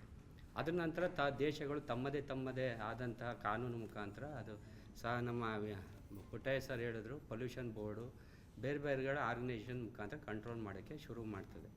ನಾವೆಲ್ಲ ಸಾಹಿತ್ಯ ಮತ್ತು ಕೃಷಿಗಳ ಕ್ಷೇತ್ರಗಳನ್ನು ನೋಡ್ತಾ ಹೋದಾಗ ಕುವೆಂಪು ಅವರಾಗಲಿ, ದ ರಾ ಬೇಂದ್ರೆಯವರಾಗಲಿ, ಪೂತಿನ ಆಗಲಿ, ಮತ್ತು ನಮ್ಮೆಲ್ಲ ಅಚ್ಚುಮೆಚ್ಚಿನ ಯಾರು ಮಲ್ಲಿಗೆ ಯಾರಪ್ಪ ಅದು ಮೈಸೂರು ಮಲ್ಲಿಗೆ ಕೆ ಎಸ್ ನರಸಿಂಹಸ್ವಾಮಿ ಅವರು ತಮ್ಮ ಕಾವ್ಯಗಳು, ಕವನ, ಕಾದಂಬರಿ ಬರೀಬೇಕಾದ್ರೆ ಪರಿಸರದ ಬಗ್ಗೆ ಹೆಚ್ಚು ಕೂತು ಆ ಪರಿಸರದಲ್ಲಿ ಅಧ್ಯಯನ ಮಾಡಿ ಆ ಪರಿಸರದೊಳಗೆ ತಮ್ಮನ್ನೇ ತಾವು ಸಮ್ಮಿಲನ ಆಗಿ ಅದ್ರ ಮುಖಾಂತರ ಕಾದಂಬರಿ ಕವನ ಬರೀತಾರೆ ಅಲ್ವಾ. ಬಂದಂಥ ಕಾದಂಬರಿಗಳ ಕಾನೂರು ಹೆಗ್ಗಡತಿ, ಬೇರೆ ಬೇರೆ ಕವನಗಳು ನೆನ್ನೆ ಹೇಳ್ತಾ ಮನೆಯಲ್ಲಿ ಮದುಮಗಳು, ಪುತ್ತಿನವ್ರ ಮೈಸೂರು ಮಲ್ಲಿಗೆ, ಇವೆಲ್ಲ ಕೇಳಬೇಕಾದ್ರೆ ಎಷ್ಟು ಖುಷಿ ಆಗ್ತದೆ ಅಂದರೆ ಇವತ್ತೊಂದು ಹಾಡು ಬತ್ತು ನಮ್ಮ ಚಲನಚಿತ್ರ ಸಿದ್ದೇಗೌಡ್ರೆ ಹೇಳ್ಬೇಕು, ಅಪ್ಪ ಲೂಸಾ ಅಮ್ಮ ಲೂಸಾ, ಆಮೇಲೆ ಕರಡಿಗೆ ಜಾಮೂನು ತಿನ್ಸೋಕೆ ಏನು ಇನ್ನೊಂದು ಯಾವ್ದು ಹಾಡು ಅದೇ ಯಾವ್ದಾವ್ದು ಹಾಡುಗಳು ಮೊಬೈಲ್ ನೋಡ್ಬೇಡ್ರಿ, ಹಳೆ ಕಬ್ಬಣ, ಖಾಲಿ ಸೀಸ, ಇವೆಲ್ಲ ಬರ್ತಾ ಇರೋ ಹಾಡುಗಳು ನೋಡ್ಬಿಟ್ರೆ ನಿಜವಾಗ್ಲೂ ನಾವು ಪರಿಸರದ ಮುಖಾಂತರ ಯಾವುದೋ ಓಡಿ ಮಗ ಇವೆಲ್ಲ ಕೇಳಿಸ್ಕೊಂಡ್ಬಿಟ್ರೆ ಏನಾಗುತ್ತೆ ಗೊತ್ತಾ, ನಿಜವಾದ ಪರಿಸರ ಹಾಳಾಗೋಗಿದೆ. ಆಲ್ರೆಡಿ ಪರಿಸರ ಹಾಳಾಗೋದು ಗಿಡ ಮರ ಕಡ್ದದ್ದಲ್ಲ, ನಮ್ಮ ಮನಸ್ಸೇ ಪರಿಸರನೇ ಹಾಳಾಗೋಗಿದೆ. ನೀವಿಷ್ಟೆಲ್ಲ ವಿಶ್ವಸಂಸ್ಥೆ ಆಗಲಿ, ನಮ್ಮ ಪೊಲ್ಯೂಷನ್ ಬೋರ್ಡ್ ಆಗಲಿ, ಏನೇ ಮಾಡಿದ್ರು ಮನುಷ್ಯ ತನ್ನ ಮನಸ್ಸನ್ನ ಚೇಂಜ್ ಮಾಡೋ ತನಕ ಯಾವುದನ್ನು ಏನೂ ಚೇಂಜ್ ಮಾಡೋಕ್ಕಾಗಲ್ಲ. ಈ ದಿನಗಳ ಅವಶ್ಯಕತೆನೇ ಇಲ್ಲ. ಹೇಳಬೇಕು ಅಂದರೆ ಈ ದಿನಗಳನ್ನ ಏನಕ್ಕೆ ನಾವು ಮಾಡ್ತೀವಿ, ಜ್ಞಾಪಿಸೋಕ್ಕೆ. ನೀವೆಲ್ಲ ಇದ್ದೀರಪ್ಪ, ಸ್ವಲ್ಪ ಇವೆಲ್ಲ ಕಂಟ್ರೋಲ್ ಮಾಡಿ ಅಂತೇಳಿ ಪರಿಸರ ದಿನಾಚರಣೆ ನಾವು ಆಚರಣೆ ಮಾಡ್ತೀವಿ ಅಲ್ವಾ. ಆದರೂ ನಾವು ಏನು ಮಾಡ್ತೀವಿ, ನಾವು ಮನೆ ಕಟ್ಟಿಸ್ಬೇಕಾದ್ರೆ ಟೀಕ್ ಬೇಕು, ಇದು ಬೇಕು, ಬೀಟೆ ಬೇಕು ಅಂತೇಳಿ ಕಡಿಸ್ಕೊಂಡು ಬಂದು ನಾವೇ ಹಾಕಿಸ್ಕೊಂಡು ನಾವು ಪಾಲನೆ ಮಾಡ್ತೀವಿ, ಮನೆ ಕಟ್ಟಿಸ್ತೀವಿ ಅಲ್ವಾ. ಮತ್ತು ಇನ್ನೊಂದು ಹೆಚ್ಚಾಗಿ ಗಮನಿಸಬೇಕು ಅಂದರೆ, ನಾವು ಪ್ಲಾಸ್ಟಿಕ್ ಯೂಸ್ ಮಾಡಬೇಡಿ ಅಂತೀರ, ಅಟ್ಲೀಸ್ಟ್ ಪರಿಸರ ದಿನ ಯೋಚನೆ ಮಾಡಿ ಡಬ್ಬಗಳು ಇಟ್ಟಿದ್ದೀರ ಹರ್ಷ ಅವರೇ. ಆ್ಯಕ್ಚುಲಿ ಇವತ್ತಿನ ದಿನ ನಾನು ಸುಮಾರು ಸಲ ಹೇಳಿದ್ದೀನಿ, ಬಾಟ್ಲುಗಳು ಇಡಬೇಡಿ. ಯಾಕಂದ್ರೆ ಸರ್ಕಾರದಿಂದನೇ ಒಂದು ಘೋಷಣೆ ಬಂದಿದೆ, ಆದೇಶ ಇದೆ ಬಾಟಲ್ನ ಯೂಸ್ ಮಾಡಬೇಡಿ ಅಂತ. ಬಟ್ ಎಲ್ಲ ಫಂಕ್ಷನ್ ನಾನು ಸುಮಾರು ಜನ ಕೇಳ್ತೀನಿ ಆಯೋಜಕರಿಗೆ, ಇದು ಇಡಬೇಡ್ರಿ ಅನ್ನೋ ಗ್ಲಾಸ್ ಏನೋ ಇಡಿ ಅಂತ. ಅಟ್ಲೀಸ್ಟ್ ಇವತ್ತಾದರೆ ಸಾಹೇಬ್ರ ಮುಂದೆ ಸ್ಟೀಲೋ ಗ್ಲಾಸೋ ಯಾವುದೋ ಒಂದು ಮಾಡ್ಬೋದು. ಅದ್ರ ಬಿಟ್ಟು ಇವೆಲ್ಲ ಇಡ್ತಾರೆ, ಭಾಳ ಬೇಜಾರಾಗ್ತದೆ ಇದು. ಯಾಕಂದರೆ ಇವತ್ತಿನ ದಿನ ಅವಾಯ್ಡ್ ಮಾಡಿ, ಬಂದವ್ರಿಗೆ ಅತಿಥಿ ಮುಂದೆ ನಮ್ಮ ಮಾನ ಮರ್ಯಾದೆ ಉಳಿಸ್ಕೋಬೇಕಲ್ಲ. ಯಾಕಂದರೆ ಅವ್ರು ಕೇಳಲಿಲ್ಲ. ಸದ್ಯ ನಾನು ನೋಡ್ತಾನೆ ಇದ್ದೆ, ಬಾಟ್ಲ ಕಡೆ ನೋಡ್ತಾರೇನೋ ಅಂತ ನಮ್ಮ ಟಿ ಪುಟ್ಟಯ್ಯ ಸಾಹೇಬರು. ಸದ್ಯ ಸರ್ ಈಗ ಅದು ಪಾಯಸ ಕೊಟ್ಟರು, ಅದು ಪೇಪರ್ ಗ್ಲಾಸು, ಅದಕ್ಕೆ ಹ್ಞೂ ಸರ್ ಅವ್ರು ಹೇಳಿದ್ರು ಮೈಕ್ರೋ ಪ್ಲಾಸ್ಟಿಕ್ ಅಂತ. ಸದ್ಯ ನಾನು ಅದನ್ನೇ ನೋಡ್ತಾ ಇದೆ ಬಾಟಲ್ನೇ. ಸದ್ಯ ಅವ್ರು ಬಾಟ್ಲು ನೋಡಿ ಸಂಸ್ಬಿಡಿ ಸರ್ ಸಾಕೆ. ಯಾಕಂದ್ರೆ ಮುಂದಿನ ದಿನದಲ್ಲಿ ನಾವು ಪಾಲನೆ ಮಾಡ್ತೀವಿ. ದಯವಿಟ್ಟು ತಾವು ಗಮನ ಹರಿಸಲಿಲ್ಲ ಆ ಕಡೆ, ಭಾಳ ಖುಷಿ ಆಯಿತು.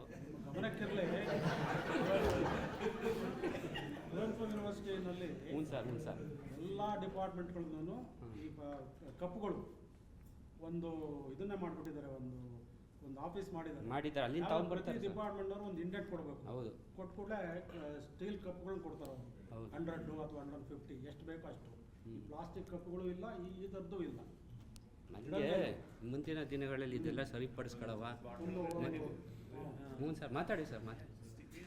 ಆಮೇಲೆ ಈ ಥರ ಬಾಟಲ್ಗಳೆಲ್ಲ ಯೂಸ್ ಮಾಡಿದ್ರೆ ನಮ್ಮ ಕ್ಯಾನ್ಸರು ಅದು ಇದು ಅಂತ ಹೇಳ್ತೀವಿ. ಆದರೂ ಸಹ ನಾವು ಅಡಿಕ್ಷನ್. ಇವತ್ತು ನಾವು ಬೆಳಗ್ಗೆ ಎದ್ದು ಬ್ರಷ್ ಮಾಡೋದ್ರಿಂದ ಹಿಡ್ದು ಮನೇಲಿ ನಾವು ಚಹಾ ಪುಡಿ ಕುಡಿತೀವಲ್ಲ, ಚಾನೋ ಕಾಫಿ, ಬೇರೆ ಅಂಶಗಳು ಏನೇ ನಾವು ಮಾಡೋ ಚಹಾ ತಿಂಡಿ ಏನೇ ಇದ್ರೂ ಎಲ್ಲ ಕೆಮಿಕಲ್ಸೇ. ಪೊಲ್ಯೂಷನ್ ಇವತ್ತು ನಾವು ಕುಡಿತಾ ಇರೋ ಗಾಳಿ, ನೀರು ಎಲ್ಲ ಪೊಲ್ಯೂಷನ್. ಇಷ್ಟೆಲ್ಲ ಹೇಳ್ತೀವಿ, ಪೊಲ್ಯೂಷನ್ ಡೇ ಮಾಡ್ತೀವಿ. ಪ್ರಯೋಜನ ಏನು ಅಂತ ನನ್ನ ಅನಿಸಿಕೆ. ಯಾಕಂದರೆ ಈಗ ನಾವು ಒಂದ್ಸರಿ ಜಪಾನ್ಗೆ ಹೋಗಿದ್ದೆ. ಜಪಾನಲ್ಲಿ ಟ್ರೈನಲ್ಲಿ ಒಬ್ಬ ಟಿ ಬರ್ತಾನೆ. ಅದು ಜಸ್ಟ್ ಚೀಟಿ ಬಿದ್ದಿತ್ತು ಅಷ್ಟೇ. ಚೀಟಿನ ತೆಗೆದು ಜೋಬ್ ಹಾಕ್ಕೊಳ್ತಾನೆ. ಮತ್ತು ನೀರು ಅಷ್ಟು ಎಷ್ಟು ಚೆನ್ನಾಗಿ ಹರಿಯುತ್ತೆ ಅಂತ ಅಂದರೆ, ಎತ್ತು ಹಾಗೆ ನಮಗೆ ಈ ವಾಟ್ರೇ ಬೇಕಾಗಿಲ್ಲ, ಕೈಯಲ್ಲಿ ಹಿಡಿದು ಕುಡಿದ್ಬಿಡು. ಯಾಕಂದರೆ ನಮ್ಮ ಏಷ್ಯಾದಲ್ಲಿರುವಂಥ ಒಂದಷ್ಟು ಕಂಟ್ರಿಗಳು ಬಿಟ್ಟರೆ ಬೇರೆ ಕಂಟ್ರಿಗಳಲ್ಲಿ ಪೊಲ್ಯೂಷನ್ ಬಗ್ಗೆ ಭಾಳ ಚೆನ್ನಾಗಿ ನಿಗಾ ವಹಿಸ್ತಾರೆ ಮತ್ತು ಗಾಳಿ ನೀರು ಬಗ್ಗೆ ಭಾಳ ಆದ್ಯತೆ ಕೊಡ್ತಾರೆ.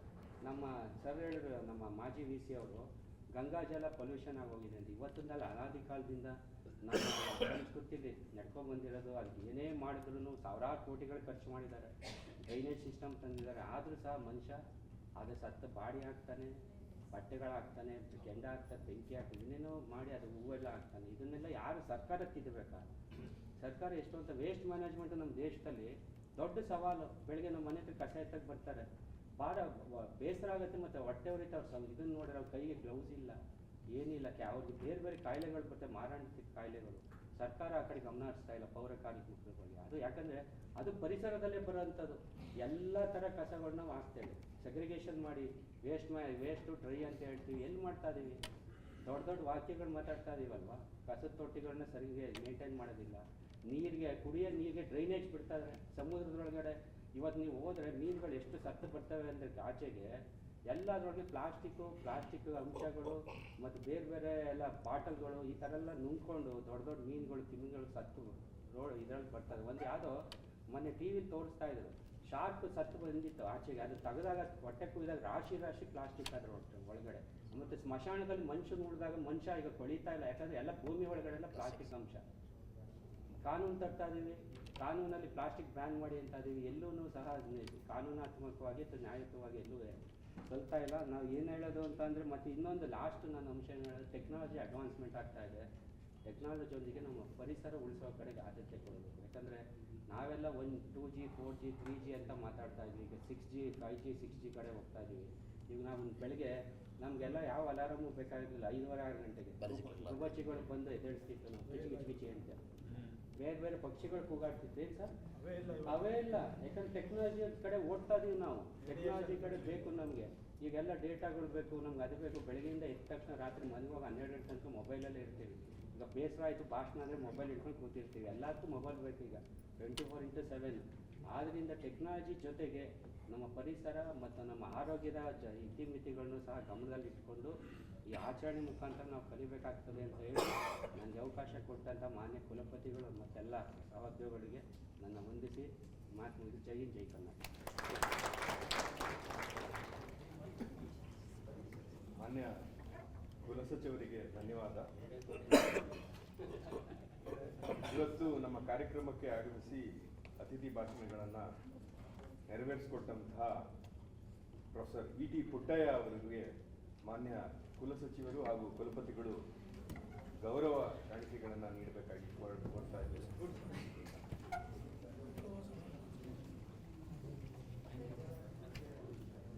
ಗೌರವ ಕಾಣಿಕೆ.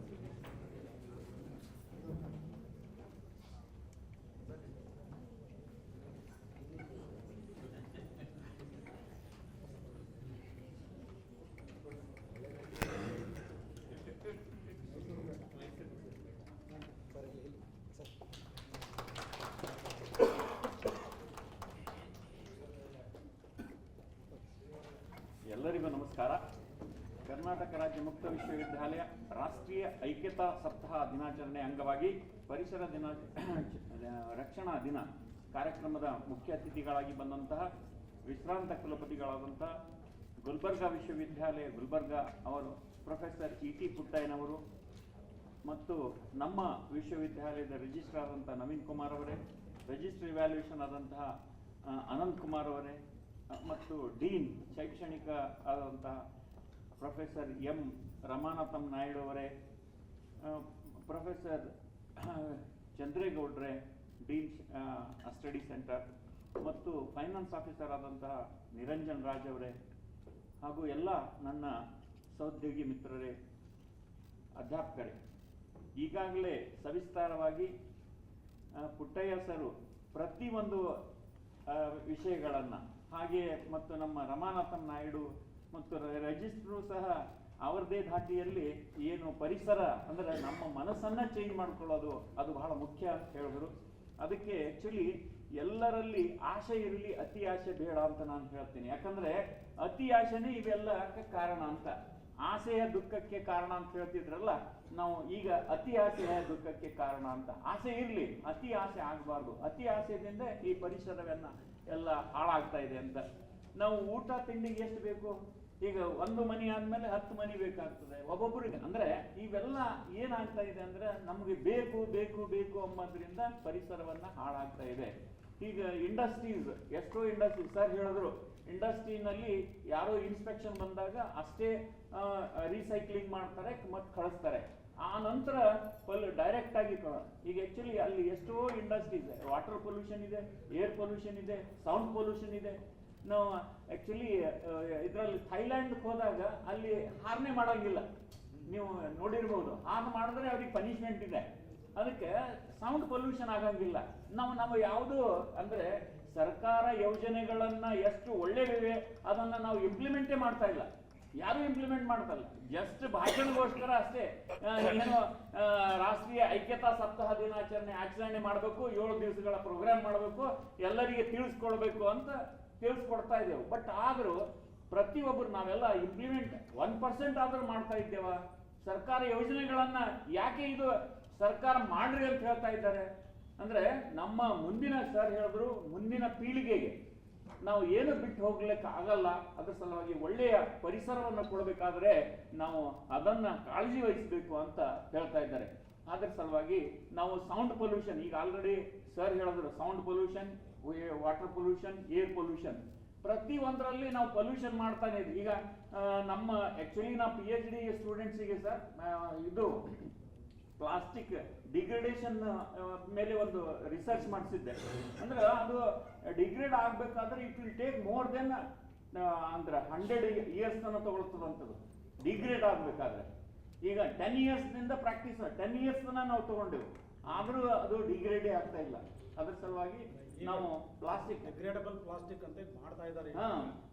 ಅದು ಆಕ್ಚುಲಿ ಮೊದಲಿನ ಪ್ಲಾಸ್ಟಿಕ್ ಈಗ ಏನು ಯೂಸ್ ಮಾಡ್ತಾ ಹಾಲಿಗೆ ಯೂಸ್ ಮಾಡ್ತಾ ಇದ್ದಾರಲ್ಲ ಸರ್, ಹಾಲಿಗೆ ಯೂಸ್ ಮಾಡೋದು, ಬೇರೆ ಬೇರೆ ಪ್ಲಾಸ್ಟಿಕ್ ಯೂಸ್ ಮಾಡೋದು, ಅದು ಡಿಗ್ರೇಡೇ ಆಗಲ್ಲ ಅಂತ.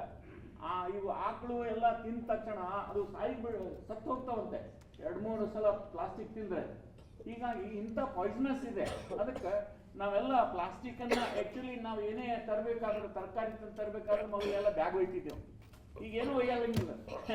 ಏನಾದ್ರು ಒಯ್ತಾರೆ ಅದು ಬಹಳ ನಮ್ಗೆ ವಜ್ಜೆ ಅನಿಸ್ತದೆ. ನಾವೇ ಸಣ್ಣಾಗಿದ್ದಾಗ ಬ್ಯಾಗ್ಗಳು ಕೊಟ್ಟು ಹೊಲಿಸ್ತಿದ್ದೆ ನಮ್ಗೆ ಚೀಲ, ಮತ್ತದು ಬಟ್ಟಿದಾಗ ಹೋಲಿಸ್ತಿರು. ಈ ಪೊಲೀಸ್ ಡಿಪಾರ್ಟ್ಮೆಂಟ್ ಇದ್ರೆ ಆ ಪೊಲೀಸ್ ಚಡ್ಡಿಗಳು ಇರ್ತೀವ, ಅದ್ರಾಗ ಅಂದ್ರೆ ನಾ ಯಾಕೆ ಹೇಳ್ತಾ ಇದ್ದೇನೆ ಅಂದ್ರೆ ರೀಯೂಸ್ ಆಗ್ತಿತ್ತು. ನಾವೇನ್ ಮಾಡ್ತಾ ಇದ್ದೇವೆ, ಖಾಲಿ ಕೈಲಿ ಹೋಗೋದು, ಅಲ್ಲಿಂದ ಪ್ಲಾಸ್ಟಿಕ್ ತಗೊಂಡು ಬರೋದು. ಅಂದ್ರೆ ಇದೆಲ್ಲ ನಮ್ಮ ಮನಸ್ಥಿತಿಯನ್ನ ಚೇಂಜ್ ಮಾಡಿಕೊಂಡು, ಈಗ ರಿಜಿಸ್ಟರ್ ಹೇಳಿದಂಗೆ ಪ್ರತಿಯೊಬ್ಬರಲ್ಲಿ ಭಾವನೆಗಳು ಚೇಂಜ್ ಮಾಡ್ಕೋಬೇಕಾಗ್ತದೆ.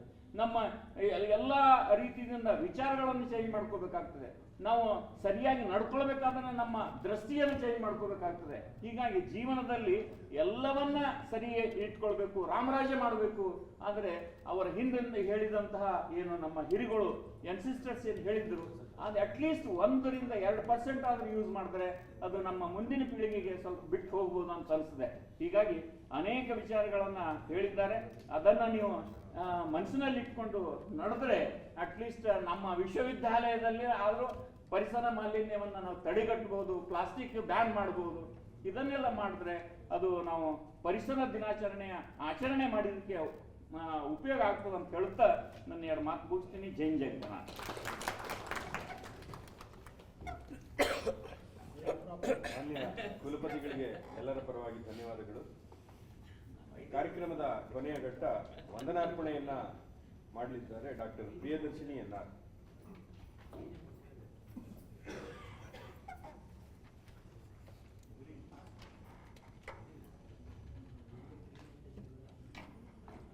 ಎಲ್ಲರಿಗೂ ನಮಸ್ಕಾರ. Every drop of water decides our future, and at heaven nothing is more soft and eating than water. Not only water, all the components of environment is very essential for human and other organisms. This must be understood by human. This followed by this live and let live ಎಂದು ಹೇಳುತ್ತಾ ಈ ಕಾರ್ಯಕ್ರಮವನ್ನು ಯಶಸ್ವಿಗೊಳಿಸಿದ ಎಲ್ಲರಿಗೂ ವಂದನೆಯನ್ನು ಅರ್ಪಿಸುವ ಸಮಯ. ಈ ಕಾರ್ಯಕ್ರಮದ ಕೇಂದ್ರ ಬಿಂದು ಪ್ರೊಫೆಸರ್ ಶರಣಪ್ಪ ವಿ ಅಲ್ಸೆ ರವರು, ಮಾನ್ಯ ಕುಲಪತಿಗಳು, ಕಾರಾಮೂವಿ, ಮೈಸೂರು. ಇವರಿಗೆ ವಿಶ್ವವಿದ್ಯಾನಿಲಯದ ಪರವಾಗಿ ಈ ಕಾರ್ಯಕ್ರಮದ ಮುಖ್ಯ ಅತಿಥಿಗಳು ಪ್ರೊಫೆಸರ್ E.T. ಪುಟ್ಟಯ್ಯ, ವಿಶ್ರಾಂತ ಕುಲಪತಿಗಳು, ಗುಲ್ಬರ್ಗಾ ವಿಶ್ವವಿದ್ಯಾನಿಲಯ. ಇವರಿಗೆ ವಿಶ್ವವಿದ್ಯಾನಿಲಯದ ಪರವಾಗಿ ಮತ್ತು ವೈಯಕ್ತಿಕವಾಗಿ ಹೃತ್ಪೂರ್ವಕವಾದ ಧನ್ಯವಾದ. ಈ ಕಾರ್ಯಕ್ರಮದಲ್ಲಿ ಉಪಸ್ಥಿತರಿರುವ ಪ್ರೊಫೆಸರ್ ನವೀನ್ ಕುಮಾರ್ SK ರವರು, ಮಾನ್ಯ ಕುಲಸಚಿವರು, ಕಾರಾಮೂವಿ, ಮೈಸೂರು. ಇವರಿಗೂ ಹೃತ್ಪೂರ್ವಕವಾದ ಧನ್ಯವಾದಗಳು. Professor M. ರಮನಾಥಂ ನಾಯ್ಡು ರವರು, ಡೀನ್ ಶೈಕ್ಷಣಿಕ. ಇವರಿಗೂ ಸಹ ಹೃತ್ಪೂರ್ವಕವಾದ ಧನ್ಯವಾದಗಳು. ಡಾಕ್ಟರ್ ಚಂದ್ರೇಗೌಡ NR, ಡೀನ್ ಅಧ್ಯಯನ. ಇವರಿಗೂ ಸಹ ಹೃತ್ಪೂರ್ವಕವಾದ ಧನ್ಯವಾದಗಳು. ಡಾಕ್ಟರ್ CS ಆನಂದ್ ಕುಮಾರ್, ಪರೀಕ್ಷಾಂಗ ಕುಲಸಚಿವರು. ಇವರಿಗೂ ಕೂಡ ಅಭಿನಂದನೆ, ಹೃತ್ಪೂರ್ವಕವಾದ ಧನ್ಯವಾದಗಳು. ಪ್ರೊಫೆಸರ್ ನಿರಂಜನ್ ರಾಜ್, ಹಣಕಾಸು ಅಧಿಕಾರಿಗಳು, ಕಾರಾಮೂವಿ. ಇವರಿಗೂ ಸಹ ತುಂಬು ಹೃದಯದ ಧನ್ಯವಾದಗಳು. ಇಲ್ಲಿ ನೆರೆದಿರುವ ನನ್ನ ಎಲ್ಲ ಸಹೋದ್ಯೋಗಿ ಮಿತ್ರರಿಗೂ ಸಹ ತುಂಬು ಹೃದಯದ ಧನ್ಯವಾದಗಳು. ಮಾಧ್ಯಮ ಮಿತ್ರರಿಗೂ ಹಾಗೂ ದೃಶ್ಯವಾಹಿನಿಯವರಿಗೂ ಎಲ್ಲರಿಗೂ ನನ್ನ ತುಂಬ ಹೃದಯದ ಧನ್ಯವಾದಗಳು. ಈ ಕಾರ್ಯಕ್ರಮವನ್ನು ತುಂಬ ಯಶಸ್ವಿಯಾಗಿ ನಡೆಸಿಕೊಟ್ಟ ಶೈಲೇಂದ್ರ ಅರಸ್ರವರಿಗೂ ನನ್ನ ಹುಟ್ಟುಹಬ್ಬದ